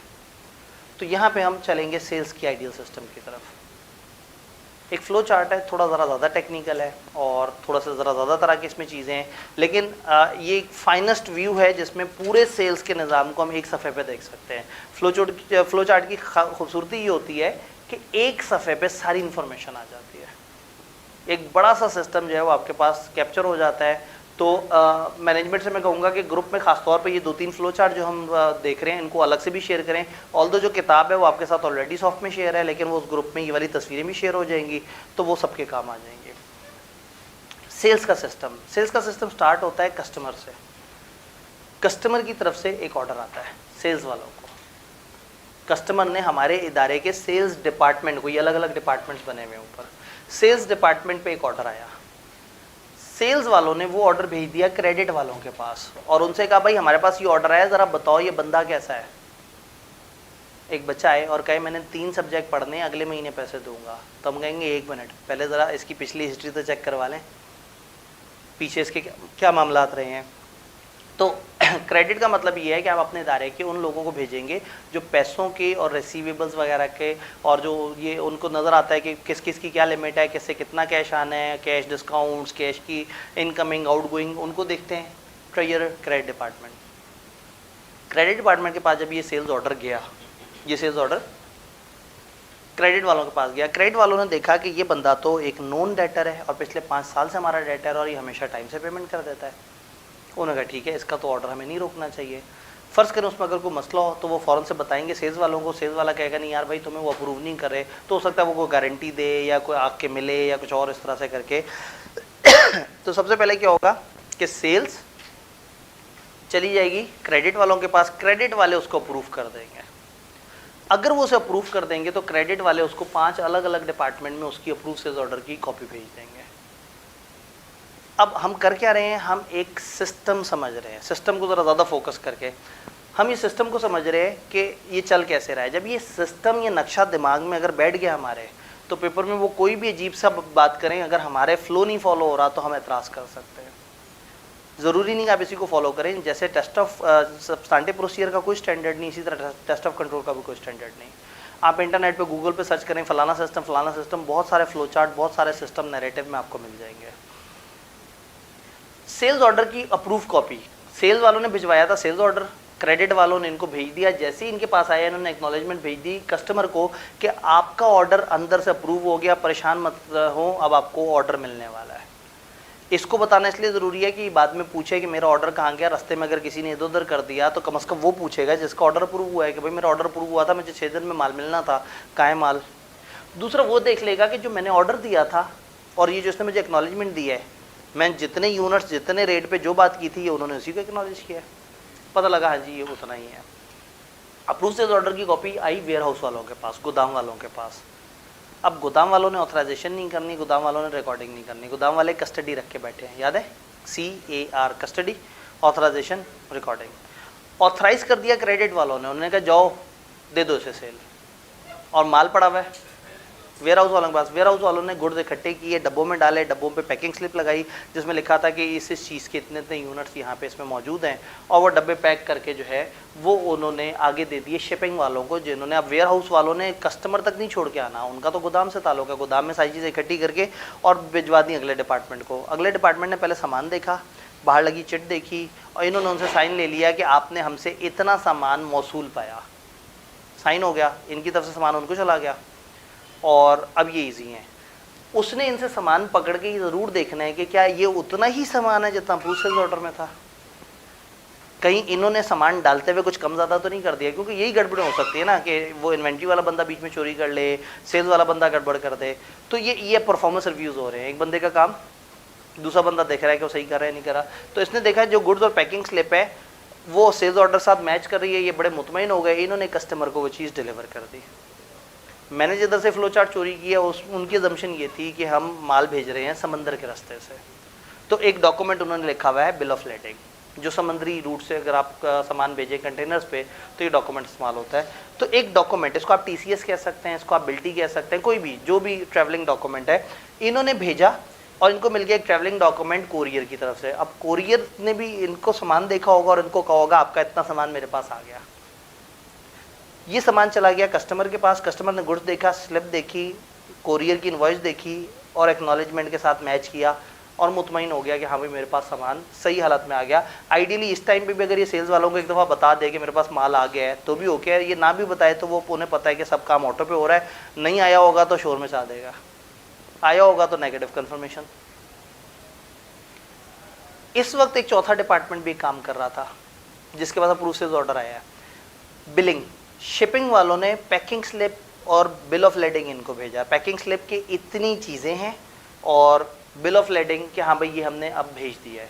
तो जब इन्हें पता लग गया कि सामान हमने भेज दिया है, इसका मतलब है, आपको पता है कि रेवेन्यू रिकग्निशन के वक्त हमने अच्छी तरह से जब तक कंडीशन पूरी ना हो एहतियात करनी है। उन्होंने सामान भी भेज दिया है, उसकी वो इन्वॉइस भी दे दी, जिसके बाद लीगली यूँ समझेंगे, इसको हम कहते हैं कंस्ट्रक्टिव डिलीवरी। डिलीवरी होती है आपने चीज़ पहुँचा दी, कंस्ट्रक्टिव डिलीवरी आपने कम से कम उसको इस मोड में कर दिया कि अब आप समझ रहे हैं कि ये तकरीबन डिलीवर हो गया, और रास्ते में कोई गड़बड़ हो जाए तो इंश्योरेंस और इस तरह की चीज़ें होती है, आपको रिकवरी हो जाती है। तो इन्होंने क्या किया, इन्होंने इनवॉइस जनरेट कर दी कि हाँ भाई अब हमारा ये रिसीवेबल खड़ा हो गया और ये हमारी सेल बुक हो जानी चाहिए। ये इनवॉइस उठा के उन्होंने अलग अलग जगह भेज दी। इसी वक्त कुछ और काम भी चल रहा था। ये जो इन्होंने पैकिंग स्लिप और बिल ऑफ लेडिंग भेजा है, ये इन्वेंट्री कंट्रोल को भी भेजा है। इन्वेंट्री कंट्रोल वो है जो इन्वेंट्री के रिकॉर्ड्स रखते हैं, इन्वेंट्री के रिकॉर्ड्स, बस इन्वेंट्री के कितने यूनिट प्लस माइनस हुए हैं। इन्होंने पैकिंग स्लिप पे देखा कि फलाना आइटम 4 चले गए, फलाना 3 चले गए, उन्होंने अपने पास इन्वेंट्री में से उतने आइटम माइनस कर दिए। कंप्यूटराइज सिस्टम में ये काम ऑटोमेटिकली हो रहा है, लेकिन मैं इसको मैनुअल बना रहा हूँ कि मैनुअल नज़र आता है, समझ आता है, लेकिन ये सारी चीज़ें बैक एंड पे कंप्यूटराइज ऑटोमेटेड तरीके से भी हो सकती हैं। फिर लॉग बन रहा होगा कि इस वक्त ऑर्डर आया था, इसने अप्रूव किया था, ऐसे इसके पास चला गया। इसने क्या किया, अपने इन्वेंट्री के रिकॉर्ड्स को अपडेट कर लिया। ये जो इनवॉइस जनरेट हुई थी इसकी 3 कॉपियाँ बनी, एक कॉपी गई सेल्स वालों को, एक कॉपी गई कस्टमर को और एक कॉपी चली गई अकाउंट रिसीवेबल को। जब सेल्स वालों को गई, उन्होंने सेल्स ऑर्डर फाइल अपडेट कर दी कि ये सेल्स ऑर्डर आया था, इसके अगेंस्ट माल डिलीवर हो गया और इसके अगेंस्ट ये हमारी इनवॉइस जनरेट हो गई है, उन्होंने उसको बंद कर दिया कि ये सेल अब पेंडिंग नहीं है। अच्छा, अगर इधर पेंडिंग रहे तो ये बार बार पूछें भाई वो सेल का क्या बना, रास्ते में अगर कोई पी के बैठा हुआ सामान तो ये शोर मचा देंगे कि भाई मेरा रजिस्टर क्लोज नहीं हो रहा, मैं टैली नहीं हो रहा। इन्होंने अपडेट कर दिया, इनवॉइस जब उसको मिली उसने एक दफ़ा फिर देख लिया कि क्या ये उसकी अंडरस्टैंडिंग और सारी चीज़ों से मैच करती है। इस वक्त एक एडिशनल चीज़ ये है कि वो एक्नॉलेजमेंट दे, लेकिन अगर वो खामोश रहे और एतराज़ ना करे तो इसका मतलब उसको कोई मसला नहीं है। इधर इनवॉइस जो है इनके पास आई अकाउंट रिसीवेबल वालों के पास, इन्होंने अकाउंट रिसीवेबल में इंडिविजुअल एंट्री कर दी और डेली की सारी इनवॉइसेस जो इन्होंने इनके पास भेजी, इन्होंने दिन की एक बड़ी एंट्री कर ली। इफ़ यू रिमेंबर कि एक जनरल लेजर होता है और एक सब्सिडरी लेजर होता है, एक मेन लेजर होता है और एक छोटा लेजर होता है। छोटे लेजर में इंडिविजुअल डेटर्स आ रहे होते हैं और उसमें total sale, total purchase, total debtors, तो पूरे दिन की टोटल एंट्री यहाँ आई और इंडिविजुअल एंट्री यहाँ आई, इनकी आपस में कंट्रोल अकाउंट रिकन्सिलिएशन बाद में बन जाती है। अजम्पशन ये है कि आप लोगों को अकाउंटिंग पता है। ऑडिट में ना ये बड़ी खतरनाक सी अजम्पशन लेनी होती है कि आपको अकाउंटिंग आती है, और ऊपर से ऑडिट का एग्जामिनर ये एक्सपेक्ट करता है कि आपको FR2 तक की अकाउंटिंग आती हो। अब ये जो नया इन्होंने हरकत की है, इसके बाद लोग FR2 बाद में पढ़ेंगे और ऑडिट पहले पढ़ेंगे। अब हमारे ऊपर और जिम्मेदारी बढ़ गई है। मतलब मैं अगले सेशन में आई एम एक्सपेक्टिंग कि मैं शायद उनको एक हफ्ते तक अकाउंटिंग के स्पेसिफिक उतने कॉन्सेप्ट बता रहा हूँ जितने हमारे ऑडिट में काम होने वाले हैं। क्योंकि हम अभी तो कह देते हैं ईजी है, हम कहते हैं भाई FR2 साथ पढ़ो या कम से कम पहले पढ़ा हुआ हो। अब वो FR2 पढ़ ही नहीं सकता, FR1 का रिजल्ट आने, और FR1 अगर रह गया वो कहता है मैंने आगे बढ़ना है, कुछ तो पढ़ना है, तो अब वो बच्चे खाम का ऑडिट उठा लिया करेंगे। इसका मुझे दुख है, लेकिन बहरहाल अब हमें थोड़ा सा अब उसको अलग तरीके से लेके चलना होगा और ये एज्यूम करना होगा कि बच्चे FR2 पढ़े बगैर आ रहे हैं। तो ऑडिट का एग्जामिनर एक्सपेक्ट करता है कि आपको अकाउंटिंग आती है। तो ये वाली चीज़ मैं लिख के बोल दी और मुझे समझ आ रहा है कि आपको समझ तकरीबन आ रहा है। ये जो हमने सारा कुछ किया है, इसमें कोई से 15 मुझे मसले बताते हैं जो हमने रिमूव किए हैं। कोई ऐसे 15 मसले जो इस सिस्टम ने होने से पहले रोक दिए या हुए तो पकड़ लिए। डुप्लीकेशन नहीं हो रही, डुप्लीकेशन से बचा लिया। क्रेडिट का कंट्रोल है, सेग्रीगेशन ऑफ ड्यूटी है, बैड डेट के चांस कम हो रहे हैं क्योंकि हर चीज़ ऑथराइज ऑथेंटिक डॉक्यूमेंटेड वे में हो रही है। फ्रॉड के चांस कम है, हर स्टेप पर रिकन्सिलिएशन हो रही है। आप मुझे बता रहे हैं कि हो क्या रहा है, मैं पूछ रहा हूँ प्रॉब्लम क्या है जो ख़त्म हुआ। कंट्रोल इज़ द थिंग जो हो रही है। रिस्क के जिसको अवॉइड करने के लिए आपको जब इसका टेबल नज़र आएगा ना तो आपको एक रिस्क नज़र आएगा कि मसला क्या था, फिर कंट्रोल नज़र आएगा, फिर उसको टेस्ट ऑफ कंट्रोल नज़र आएगा। तो मैं कंट्रोल नहीं पूछ रहा, मैं पूछ रहा हूँ कि ये हमने ये सारा कुछ किया है कौन से रिस्कों से बचने के लिए। जी, कस्टमर बैक ऑफ ना कर जाए ऑर्डर देने के बाद, तो ये एक्नॉलेजमेंट्स वगैरह हैं। इन्वेंट्री जो जा रहा है वो कम ज़्यादा फिजिकली ना हो, कम ज़्यादा रिकॉर्ड्स में ना हो। जी, यानी कि एरर्स का गुंजाइश थी तो हर पॉइंट पे क्रॉस चेकिंग ने उस रिस्क को रिड्यूस किया कि एरर हो सकता था। ट्रेल सही से रिकॉर्ड हो रही है। जो क्रेडिट ने प्रूफ किया तो बैड डेट की प्रोबेबिलिटी भी थोड़ी सी कम हो जाएगी। और वेयर हाउस वाला चोरी नहीं करेगा, रास्ते में ले जाने वाला अपनी जेब में नहीं डालेगा सामान, डिपार्टमेंट्स में आपस में डिफरेंस नहीं आएगा, सेम ऑर्डर रिपीट नहीं होगा, एलोकेशन ऑफ ड्यूटीज़ का मसला नहीं होगा, कस्टमर की शिकायतें कम हो जाएंगी, कंपनी की रिप्यूट बढ़ेगी, गुडविल बेहतर होगी। अगर एक जगह पे आउट हो जाएगा तो दूसरी जगह से मिल जाएगा। यही तो ऑडिटर चालाकी करता है। वो क्या करता है, वॉक थ्रू टेस्ट करता है। वही सारा सिस्टम समझेगा। अब उसने चेक करना है टेस्ट ऑफ कंट्रोल। वो क्या करेगा, 50 सेल्स ऑर्डर पकड़ेगा और पूरा सफ़र करेगा उसके साथ। सेल्स ऑर्डर पे क्रेडिट वालों के साइन आ रहे हैं, इन लोगों के पास अपने अपने डिपार्टमेंट में उस सेल्स ऑर्डर की कॉपी नज़र आ रही है, इनके साइन नज़र आ रहे हैं। पैकिंग स्लिप इशू हुई थी दरवाजे पे, अभी तो उसमें दरवाजे वाला भी हमने नहीं डाला। वो जब ये यहाँ से बाहर दरवाजे पे निकलेगा तो वहाँ गुड आउटवर्ड नोट जनरेट होगा, गुड डिस्पैच नोट, तो वो सारी चीज़ें। तो ऑडिटर क्या करेगा, वो 50 चीज़ें सैंपल पे उठाएगा और उस पर सारे स्टेप्स वेरीफाई करेगा। जब सारे स्टेप वेरीफाई होंगे तो उसने 50 तो सैम्पलिंग उठाए थे, रैंडम सैंपल। क्लाइंट को तो नहीं पता था कि वो कौन से 50 सेलेक्ट कर रहा है। तो अगर रैंडमली उन 50 में फॉलो हुआ है तो ऑडिटर थोड़ा मुतमईन होकर कहेगा कि कंट्रोल्स अच्छा काम कर रहे हैं। तो अब आपसे कोई पूछे अच्छे कंट्रोल्स क्या हैं, आपने इस डायग्राम को उठा के इसमें जो जो अच्छी बातें नज़र आ रही हैं आपने लिख देनी है, वो कंट्रोल्स है। तो आपसे पूछे क्यों लगा रहे हैं कंट्रोल्स, तो जो जो बुरी बातें बच गई हैं इसकी वजह से आपने वो लिख देनी है। वो कहें कंट्रोल के ऑब्जेक्टिव्स क्या हैं, तो आपने जो जो अच्छाइयाँ आपको नज़र आ रही हैं उनको लिख देना है कि ये मकसद था, ये मकसद था। और अगर वो कहें टेस्ट ऑफ कंट्रोल लगा दो, तो जो कंट्रोल्स की लिस्ट है उसके साथ लिख दें check that, confirm that, evaluate that, observe that. तो test of control is not a game, game is controls. तो आइडियल कंट्रोल समझ आ जाएँ तो अब आपको पेपर में लॉजिकल सवाल आए या रट्टे वाला सवाल आए, आप आंसर कर सकते हैं। मैं नॉर्मली ना इसको समझाने के लिए ना एक छोटी सी एक एग्जांपल सी दिखाता हूँ। एक कंपनी है, वो रोजेस बेचती है। कस्टमर टेलीफोन करता है कंपनी को। अब आपने ये सिस्टम समझना है और बताना है कि इसमें क्या मसले मसाइल नज़र आ रहे हैं और क्या क्या होना चाहिए। कस्टमर टेलीफोन करता है कंपनी को, ये मैं पूरा एक दफ़ा पढ़ लूँ, और उनके ऑर्डर जो है वो क्लर्क लेता है, जो डिटेल्स वगैरह उसकी नोट करता है और एड्रेस जहाँ वो जाने हैं और कस्टमर के अकाउंट डिटेल को नोट कर लेता है। फिर क्लर्क ये सारा डाटा कंपनी के कंप्यूटर सिस्टम में डालता है और ये सिस्टम इंटीग्रेट, जिस वक्त ऑर्डर ले रहा है उसी वक्त वो सिस्टम में ऐड कर रहा होता है। ये सिस्टम इंटीग्रेट हुआ हुआ है कंपनी के इन्वेंट्री कंट्रोल सिस्टम से। कंपनी की क्रेडिट टर्म्स ये हैं कि तमाम ऑर्डर जो है 1 महीने के अंदर अंदर पेमेंट हो जानी चाहिए। ऑर्डर डिस्पैच आपने करने 48 घंटे में और पेमेंट की तरफ से हो जानी चाहिए 1 महीने में। बहुत सारे कस्टमर बैंक ट्रांसफ़र से पे करते हैं, एक अकाउंट रिसीवेबल लेजर मेंटेन हो जाता है और महीने में एक दफ़ा कस्टमर को स्टेटमेंट चली जाती है। Credit limit credit controller set करता है एक फार्मूले के मुताबिक और कंप्यूटर सिस्टम खुद ही से अप्लाई कर देता है, उसमें कोई इंसान नहीं है। कंप्यूटर को फार्मूला लगा लो, गूके क्रेडिट लिमिट दे देता है। इस सिस्टम में आपको क्या डेफिशिएंसीज नज़र आ रही हैं? सेग्रीगेशन ऑफ ड्यूटीज़ नहीं है, ऑर्डर लिया था, ऑर्डर का कोई कागजी एविडेंस नहीं है, वो मुकर्ज है कि मैंने तो वो मोती के फूल नहीं मंगवाए थे, मैंने तो वो गेंदे के फूल मंगवाए थे। बाद में एक्नॉलेजमेंट नहीं है, कस्टमर को पहुंचा कि नहीं पहुंचा इसके ऊपर कोई नहीं देख रहा। महीने बाद पैसे देगा, पैसे नहीं देगा तो क्या करेंगे?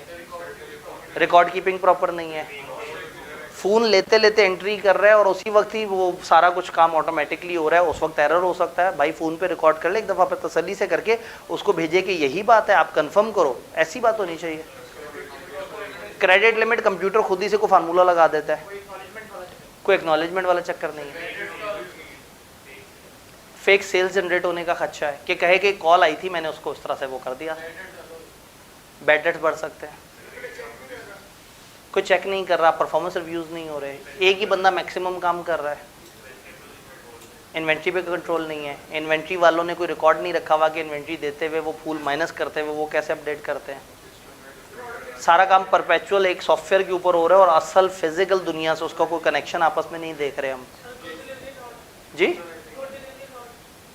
हाँ, गुड्स से रिलेटेड आपको जब उसको डिस्पैच कर रहे हैं या आ रहे हैं उसका कोई हिसाब किताब नहीं है। Once in a month statement दी जा रही है, ऐसे नहीं होना चाहिए, ज़रा इंटरवल ज़्यादा फ्रीक्वेंट होना चाहिए। कहने का मतलब है कि ये आप इतना तड़प के जो बोल रहे हैं इसलिए कि आपने ताज़ा एक सिस्टम बड़ा थॉरोली देखा, उसके बाद आपको उनका बताया हुआ सिस्टम अच्छा नहीं लगा। तो गेम यही है कि अगर इन्वेंट्री की काउंटिंग का अच्छा सिस्टम आपको पता है तो जो वो बताएंगे आप एतराज़ कर सकेंगे और आपसे आइडियल पूछें तो भी बता सकेंगे। तो हमने सेल्स का एक आइडियल सिस्टम देखा, बहुत आइडियल नहीं है, परफेक्ट नहीं है, इसमें भी कुछ फ्लॉज हैं, लेकिन कम से कम आपको एक डायग्राम से समझ आ जाती है कि ओवरऑल फ्लो क्या है। लोग फिर भी जो एलर्जिक हों फ्लो चार्ट से कि सर ने तो बहुत ही फनकारी करा दी, ये हमें नहीं समझ आ रही, तो किताब में फ्लो चार्ट के नीचे इसका नैरेटिव एक टेबल बना हुआ है जिसके 3 कॉलम बने हुए हैं। एक में है कि कंट्रोल क्यों लगा हुआ है, दूसरे में कंट्रोल है और तीसरे में टेस्ट ऑफ कंट्रोल। हमें सिर्फ कंट्रोल वाले कॉलम पे ध्यान देना है क्योंकि टेस्ट ऑफ कंट्रोल तो उसी के साथ वर्ड्स इस्तेमाल करने हैं और ऑब्जेक्टिव बेसिकली वो कंट्रोल क्यों है उसका ऑब्जेक्टिव या उसका रिस्क लेफ्ट पे लिखा हुआ है। तो जो नीचे टेबल नजर आएगा उसमें सेंटर में जो कंट्रोल है, तो वो लोग जो कि फ्लो चार्ट वाली साइंस जिनको बहुत ही ज़्यादा ये वाला फलयूदरस्फ्यू की नहीं समझ आया, तो कम से कम उनके पास टेबल मौजूद है और टेबल में सेंटर में नैरेटिव्स भी मौजूद हैं। आई सजेस्ट कि एक दफ़ा ये समझने के बाद उस टेबल को वंस पढ़ लें वो लोग जो खुद से लिख सकते हैं, और वो जो घबराए बैठे हैं कि नहीं मैं खुद से नहीं लिख सकूंगा, वो फिर उसका सेंटर वाले कॉलम को याद कर लें क्योंकि वहाँ से सीधा सीधा रट्टे वाला सवाल आ सकता है, या टेस्ट ऑफ कंट्रोल आए तो बेसिकली वो उसी के ही चीज़ों को आपने मॉडिफाई करना है। तो सेल्स का सिस्टम हमने समझा, दामन वक्त में गुंजाइश कम और मुकाबला सख्त, जल्दी से आगे भागते हैं। परचेज पेबल्स वगैरह का सिस्टम, इसके अपने खर्चे होते हैं, गलत बंदे से को ऑर्डर ना चला जाए, हम जो है वो पैसे ज़्यादा कम ना हो जाएं, गलत सप्लायर अप्रूव ना हो जाए। तो सप्लायर की अप्रूवल की बहुत सारी वर्किंग होती है। फ्लो चार्ट का प्रॉब्लम है कि हर चीज़ दिखती नहीं उस पर, तो कंपनी पहले तो ये देख के रखेगी कि हमने किस किस सप्लायर से चीज़ें खरीदनी है। भाई फॉर एग्जांपल मैं अचानक से इनको कहूँ कि जी हमें 5 एसी चाहिए, और ये जाके किसी अपने पसंद की ऐसी दुकान से ख़रीदें जो नॉर्मल दुकानों से 3,000 रुपये महंगा दें, और ये 1,000 रुपया इन्होंने रखना हो और 2,000 रुपये वो दुकानदार कमा रहा हो। गेम तो है, मैं तो क्लासों में पढ़ा रहा हूँ, जाना उन्होंने है और जाके उन्होंने चीज़ ले आनी है, और उनको इजाज़त भी है कि वो जाके इतने लेवल की तो बाइंग खुद कर सकते हैं। लेकिन बाइंग कर सकने की इजाज़त उनको दे दी, कितना अच्छा हो कि मैं कहूँ ये 3 सप्लायर है, इनके अलावा नहीं खरीदना किसी से। और अगर वो कहें कि नहीं मिल रहा तो एक दफ़ा मुलाकात हो, बैठें और फिर चौथे सप्लायर को समझें वो क्या है, रिलेटेड पार्टी तो नहीं है, उसके क्या सिस्टम है और क्या हमें मार्केट कंपेटिटिव रेट दे रहा है। क्योंकि बैंक के अंदर काफ़ी मार्जिन होता है, इदारे के लोगों के हाथ में इदारे का पैसा है, अब वो जहाँ मर्जी से, मतलब से कि एक प्रोजेक्टर एक ऐसी चीज़ है जो कि starting from 70,000 ending on 7-8 lakh अलग अलग रेंजेस पे आ रहा है, और इतना अच्छा खासा मार्जिन है उसके अंदर, और उसकी कोई प्रॉपर डेवलप मार्केट भी नहीं। तो वाई नॉट के 2-3 ऐसे ट्रस्ट वर्दी दुकानदार हो जिनके साथ पहले से आपने बात की हुई हो और उनसे आप माल खरीदते हो, तो आप अपने स्टाफ से कहेंगे आपने हमेशा वहाँ से खरीदना है, अगर वहाँ ना हो तो फिर बताना है, फिर हम देखेंगे किसी और को। तो एक अप्रूव सप्लायर्स का कॉन्सेप्ट है, वो फ्लो चार्ट में ज़्यादा नज़र नहीं आ रहा। अब फ्लो चार्ट में क्या नज़र आ रहा है, परचेज करने वाले अपनी पसंद से कभी भी उठ के परचेज ना कर दें, उन्हें परचेज करने का कोई और कहे, और जो कहे उसके पास पैसे ना हो, पैसे किसी और के पास को कहे कोई और, रखे कोई और, रिकॉर्ड कोई और करे। वो क्या है, वो तू सामान है किसी और का, तू उसे रिकॉर्ड करता कोई और है, तो मतलब वो जो है ना, ये अलग है कि सामान उसके पास पड़ा हुआ है, रिकॉर्ड वो कर रहा है, वो एंट्री वो कर रहा है, तो वो सारी चीज़ें सेग्रीगेट होनी चाहिए। कहानी कहाँ से स्टार्ट होती है, स्टार्ट से। वाह, फ्लो चार्ट में ना एक सबसे अच्छी बात होती है, एक बटन बना हुआ होता है स्टार्ट का, नहीं तो फ्लो चार्ट देखते ही बंदा परेशान हो जाता है कि मैं कितों शुरू कितों करना है। तो ये एक इस तरह का ओवल बना हुआ होता है जो बताता है कि स्टार्ट, एक एंड भी बना हुआ होता है, लेकिन चूंकि ये एक बड़े फ्लो चार्ट का एक छोटा सा ऐसा चोरी हुआ हुआ आपके सामने, ये पूरा बड़ा सा सिस्टम था, मैंने उतना कट किया जितना रिक्वायर्ड था और जो बच्चों को हजम हो सकता था। ग्लीम इंटरनेशनल पब्लिकेशन से मैंने चोरी किया था, मैं हमेशा बताता हूँ क्योंकि मुझे हमेशा से गिल्ट है कि मैंने उस टाइम पे उनकी वेबसाइट पे था और उसकी कॉपीराइट्स नहीं थे। जिस दिन मैंने उठा के किताब में डाला, साल बाद उन्होंने कॉपीराइट लगा दिए थे, लेकिन चूंकि मैंने उससे पहले चोरी की हुई थी, लेकिन फिर भी मैं अखलाकी तौर पर हर क्लास में बताता हूँ कि मैंने ग्लीम इंटरनेशनल पब्लिकेशन 2012 से चोरी की है मैं फ्लो चार्ट। हाँ, बुक में महसूस भी, मतलब मैं उस गिल्टी को जो है ना वो किया है कि कहीं जुर्म ना हो, क्योंकि उस वक्त वो जुर्म नहीं था, बाद में कॉपीराइट अटैच कर दिए थे, वो डाटा उन्होंने उड़ा दिया था वेबसाइट से। तो कहानी शुरू होती है इन्वेंट्री कंट्रोल से। इन्वेंट्री कंट्रोल ये कौन सा डिपार्टमेंट है भला? इन्वेंट्री की रिकॉर्ड है, इसका रीऑर्डर लेवल आ गया होगा इनके पास, इनको नज़र आ रहा होगा वो इन्वेंट्री तो कम हो रही है, वो तो लीड टाइम और वो वाली उल्टी सीधी कैलकुलेशन करके वो कहेगा हो इतने दिनों में पहले हमें ऑर्डर कर देना चाहिए। तो इन्वेंट्री कंट्रोल वाले एक रिक्वेजिशन देंगे, दरख्वास्त देंगे, वो कहेंगे इन्वेंट्री बाय होनी चाहिए। ये दरख्वास्त वो भेज देंगे परचेज़ वालों को, परचेज़ वालों से कहेंगे भाई हमें इतना माल चाहिए, हमारे कॉलगेट कम हो गए, अब आपने 100 कॉलगेट खरीद के देने हैं। हमें परचेज़ तो किसी भी चीज़ की हो सकती है ना, जो भी वो जिस चीज़ में डील कर रहे हैं। अब उन्होंने परचेज़ वालों से कह दिया कि आपने ये चीज़ खरीदनी है, और साथ में उन्होंने अकाउंट्स पेबल वालों को भी कह दिया है कि जी हमने ये परचेज़ वालों के ज़िम्मे लगा दिया है कि ये चीज़ उन्होंने खरीदनी है। अब ये डायरेक्टली इनको भी भेज सकते हैं और ये इनको भेजें और ये उसकी कॉपी इनको भेजें, दोनों तरह से वैलिड है। परचेज रिक्वेजिशन इनको आई, इन्होंने देखा कि हाँ भाई इन्होंने रिक्वेजिशन दिया, उन्होंने एक परचेज ऑर्डर बनाया और परचेज ऑर्डर की 3 कॉपियाँ, एक अकाउंट्स पेबल वालों को भेज दिया, एक रिसीविंग वालों को भेज दिया और एक भेज दिया,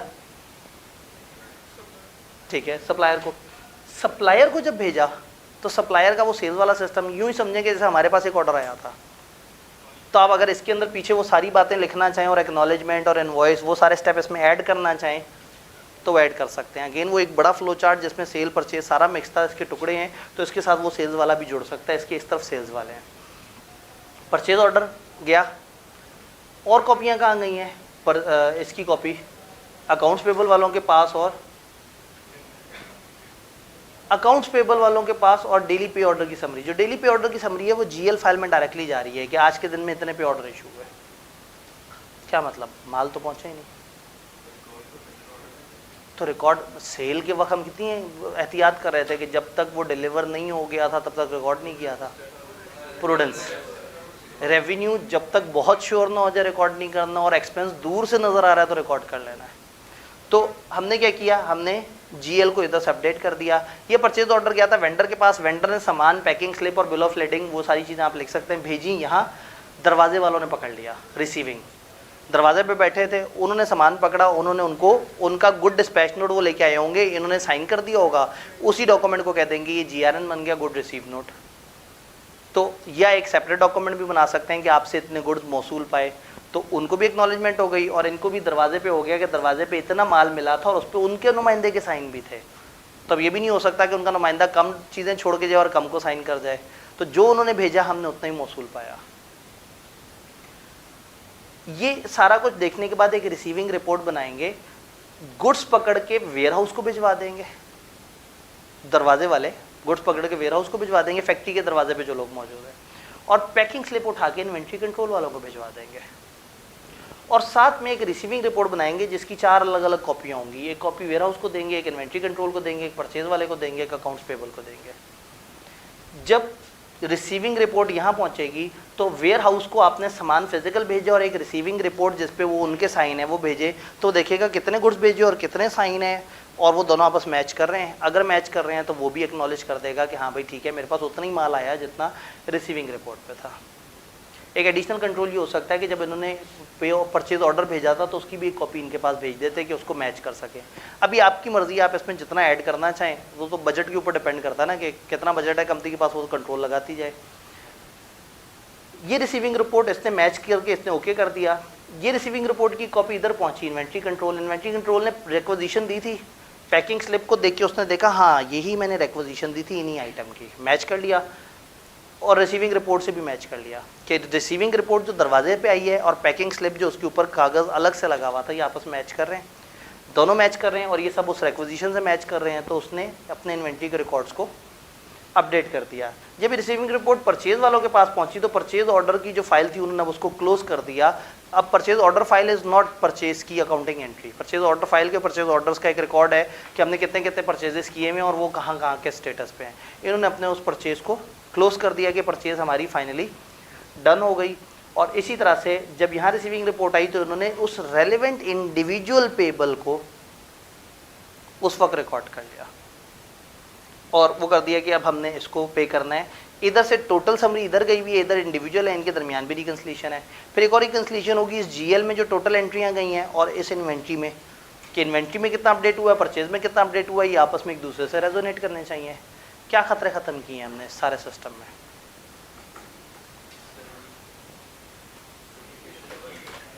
डुप्लीकेशन से बचाया है, फेक ऑर्डर से बचाया है, मतलब कोई भी एमी ऑर्डर जनरेट कर दे,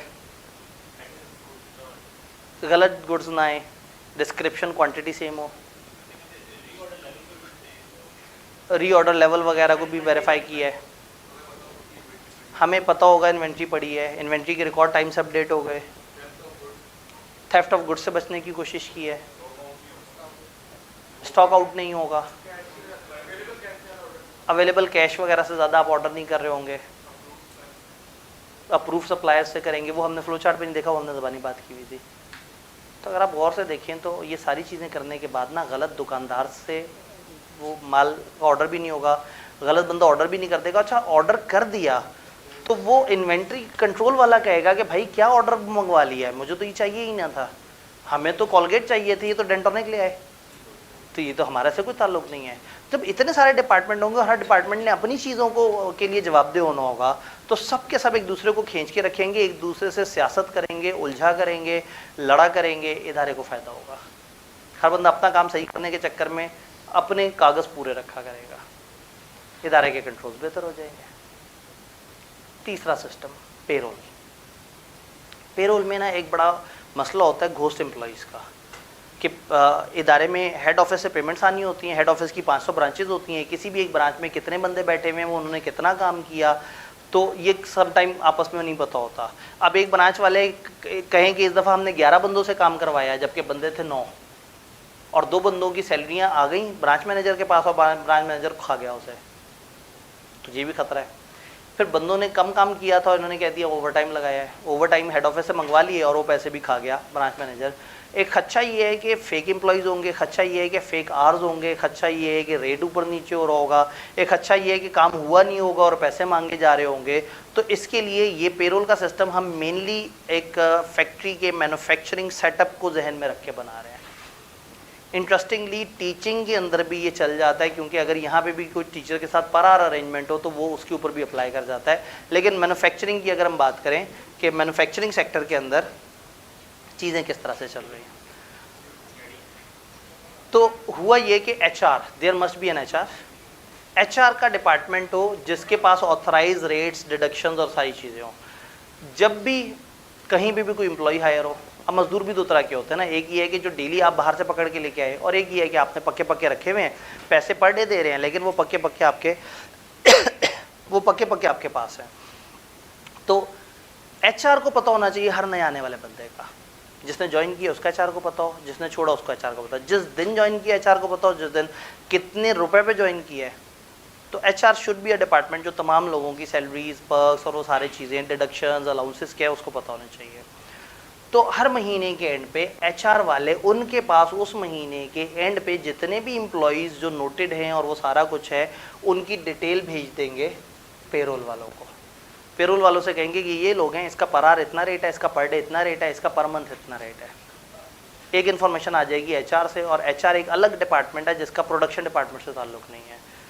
अब प्रोडक्शन वाले बेईमानी कर भी रहे होंगे, तो अगर HR को नहीं बताएंगे तो बेईमानी नहीं हो सकेगी, और बताएंगे तो HR वाले कहेंगे कि नहीं भाई ये तो गलत है, क्योंकि उनको दुखी होगा कि अकेले क्यों खा रहे हैं, और वो खा नहीं सकेंगे इतने आराम से। और ये अक्सर में एक आध बंदा थोड़ी है, पूरा सिस्टम है, 25-25, 30-30 लोग हैं। जब इतने सारे लोग होते हैं तो वो इंडिविजुअलाइजेशन नहीं होती, कॉर्पोरेट चीज़ें चल रही होती हैं और एक दूसरे को ये तकरीबन वही दुश्मन कंसिडर कर रहे होते हैं। तो ये भाई साहब ने, HR डिपार्टमेंट ने पेरोल वालों को महीने के एंड पे सारे ऑथराइज रेट बता दिए। ये ऐसे ही है जैसे कॉलेज की 15 ब्रांचें हों और एक हेड ऑफिस वाले जो है HR डिपार्टमेंट जो है वो जहाँ पे पेरोल वाला है उनको भेज दे के हमारे पास इतने टोटल टीचर्स हैं, ये परमानेंट पे हैं, ये विजिटिंग पे हैं, ये परसेंटेज पे हैं, ये इतने पैसे ले रहे हैं, ये इतने पैसे ले रहे हैं, ये इतने पैसे ले रहे हैं, इनका पर आवर इतनी अमाउंट है। वो सारे ऑथराइज रेट जो कॉन्ट्रैक्ट्स में तय हुए हुए हैं हर महीने ये उठा के भेजें पेरोल वालों को। फिर क्या होगा, एक डिपार्टमेंट प्रोडक्शन का जहाँ काम हो रहा है तो जितने भी लेबर काम कर रहे हैं उनके जितने भी आर वो एम्प्लॉय क्लॉक कार्ड में आ रहे हैं। ये बायोमेट्रिक रिकॉर्ड भी हो सकता है, ये फिजिकल एंट्री भी हो सकती है कि उन्होंने एंटर होते हुए टाइम इन कर दिया, जाते हुए टाइम आउट कर दिया, उनका टोटल टाइम। फिर जिस प्रोजेक्ट पे काम कर रहे हैं उस प्रोजेक्ट का अपना टाइम होगा। अगर मैं फैक्ट्री में बात करूं तो फैक्ट्री में एक मजदूर ने अगर दिन में 8 घंटे काम किया तो चेक इन और चेकआउट पे 8 घंटे, उस 8 घंटे में 3 घंटे कुर्सी बना रहा था, 2 घंटे फलाना, क्योंकि कुर्सी की जॉब ऑर्डर किसी और सुपरवाइजर के जिम्मे है, वो कोशिश करेगा उसका वेरिएंस ना आ जाए। याद है कितनी बहस होती है, स्टैंडर्ड कॉस्टिंग, वेरिएंस ना हो, ऐसा ना हो, 1-1 रुपए पे पॉइंट्स भी लड़ रहे होते हैं। तो हर जॉब वाला अपनी जॉब के आवर्स को कैलकुलेट करेगा और एक बंदा टोटल आवर्स को कैलकुलेट कर रहा होगा, और आइडियली ये दोनों आपस में मैच करने चाहिए। हमारे केस में अगर देखें तो शायद एक रिकॉर्डिंग ये हो कि एक टीचर ने पूरे महीने में यहाँ पे 350 आवर्स पढ़ाया हो, और एक रिकॉर्ड ये हो कि PPE वाले कह रहे हो कि हमारे पास इस टीचर ने 80 आवर्स पढ़ाया, PRC वाले कह रहे हो कि हमारे PRC के प्रोजेक्ट में इसने 30 आवर्स पढ़ाया, कैफ वाले कहेंगे इन्होंने जो है वो ऑडिट में इतना पढ़ाया, इन्होंने अकाउंटिंग में इतना पढ़ाया। तो जॉब टाइम टिकट्स हो, और तो क्लॉक कार्ड से ओवरऑल टाइम, और ये है जॉब वाइज टाइम। ये चले जाएं टाइम कीपिंग वालों के पास, टाइम कीपिंग दोनों को रिकंसाइल करें और देखें इधर डिफरेंस या इधर डिफरेंस तो नहीं, और फिर वो उसको पूछें कि ये डिफरेंस क्यों है, जॉब ऑर्डर वालों ने कम आवर्स बताए हुए हैं या इन्होंने। हो सकता है वहाँ आइडल टाइम समझ आए और फिर सोचें कि चलो आइडल टाइम अब क्या करें, पैसे तो देने पड़ेंगे। इसकी रिकन्सिलिएशन होने के बाद ये समरी ऑफ वर्क भेज देने, पेरोल को रेट मिले HR से और आवर्स की डिटेल मिली टाइम कीपिंग वालों से। तो उन्होंने ये मानना है कि ये डिटेल सही है, उन्होंने मानना है ये डिटेल सही है, उन्होंने आवर्स पकड़ने और उस रेट से मल्टीप्लाई करके एक अमाउंट बना देनी है। वो अमाउंट बना देनी है और अपने पेरोल रजिस्टर में एंट्री डाल देनी है कि हाँ भाई ये इतनी अमाउंट हमारी पेरोल होने वाली है। ये अकाउंट्स पेबल, जनरल लेजर और कैश डिस्बर्समेंट वालों को भेज देंगे। जब इनको भेजेंगे अकाउंट्स पेबल वालों को, तो चूँकि आप मानते हैं कि महीने का एंड हो गया और आपको ये एक्सपेंस रिकॉर्ड कर लेना चाहिए, आपने भी पैसे तो नहीं दिए, तो ये फ़ौरन से क्या करेंगे, ये उसको अकाउंट्स पेबल में डाल देंगे और साथ एक वोचर पेमेंट का जनरेट करके कैश वालों को भेज देंगे, भाई मेरे पास इतना बड़ा पेबल आ रहा है, इसको पे करो और मुझे बताओ ताकि मैं अपना पेबल साफ़ करूँ। तो पेबल में होगा तो कम से कम एक अलर्टनेस होगी, खाली एंट्री कर दे और कैश वोचर उधर ना जाए, पेमेंट वोचर, तो उनको भी नहीं पता लगेगा उन्होंने पैसे देने हैं। तो उनके पास इनका पेमेंट वोचर चला गया, जनरल लेजर वालों ने उसमें ओवरऑल एंट्री की, इनके पास पेरोल आया, इनके पास पेमेंट वोचर आया, इन्होंने आपस में दोनों को देखा और फिर देखा कि बैंक ट्रांसफ़र करें, ऑनलाइन भेजें, किस तरह से भेजें या मैनुअल चेक भेजें। अमेरिकन फ्लो चार्ट है तो चेक CHEC के लिखा हुआ है, वो चेक को इस तरह से लिखते हैं, ब्रिटिश QUE के साथ लिखते हैं।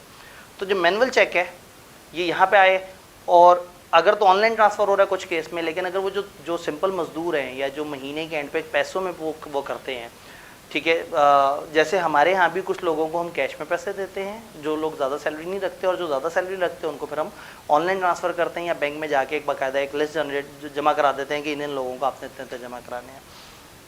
ये मैनुअल चेक्स यहाँ पे आएंगे प्रोडक्शन में। यहाँ एक सुपरवाइज़र होगा जो उन लोगों को उनकी पेमेंट्स कर रहा होगा। इसके साथ कैश की पेमेंट को कनेक्ट करके आपने पढ़ना है, जो कैश और बैंक को देखेंगे।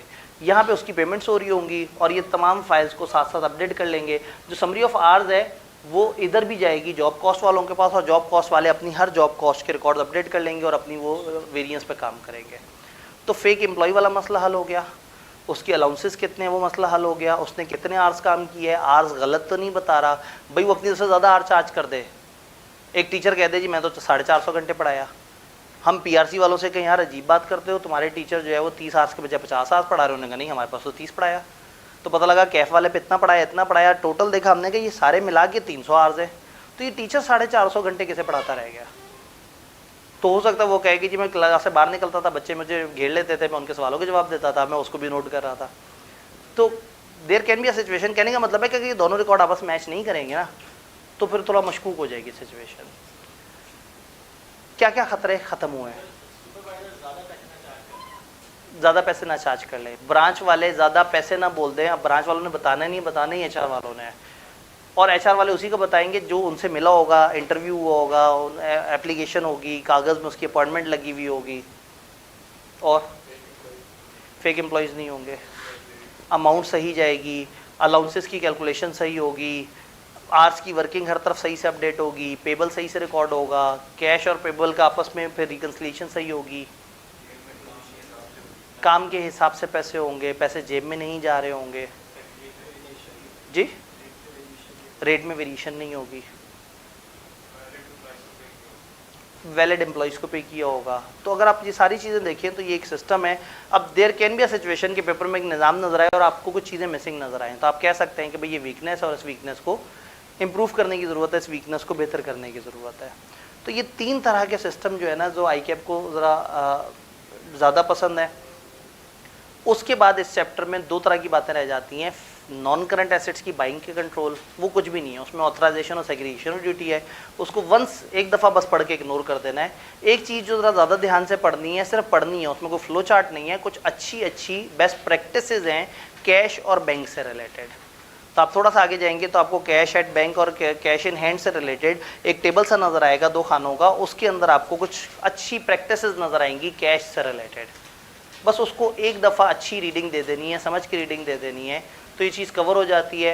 एक कॉन्सेप्ट नहीं डिस्कस हुआ, कल शायद हम उसे डिस्कस कर सकें इससे रिलेटेड, वो कैट का कॉन्सेप्ट है जो इस चैप्टर और चैप्टर 7 से कंबाइन होकर आता है। कल का आपको याद है, कल 2:30 बजे क्लास, स्टार्टिंग टाइम 2:30 है और एंडिंग टाइम जो है वो ये वाला टाइम, या शायद इससे 15-1 मिनट और ऊपर, तो तकरीबन 3:30 पौन। कल पास पेपर की क्लास नहीं है, वो कल सिर्फ चैप्टर 3 है, और जो बीच में मिसिंग और मैं लास्ट में जो आपसे ओवरऑल 1 महीने में आपने कैसे तैयार करना है उस तरह की एडवाइसेस वो शेयर करनी है जी। उसकी फिर अब परसों होगी, यानी कि सैटरडे पे उस चैप्टर की स्पेशल 2 स्पेशल क्लासें थी ना, उनमें से अब चैप्टर 3 एक इंपॉर्टेंट चैप्टर है, उसकी स्पेशल क्लास जो है वो सैटरडे को होगी। तो कल इंशाल्लाह ताला जो है वो फिर हम मिलते हैं, याद रखना है 2:30 बजे, कल 2:30 बजे मिलते हैं, और फिर जो है वो 6 बजे तक, 5:45-6 बजे तक जाने की कोशिश करते हैं।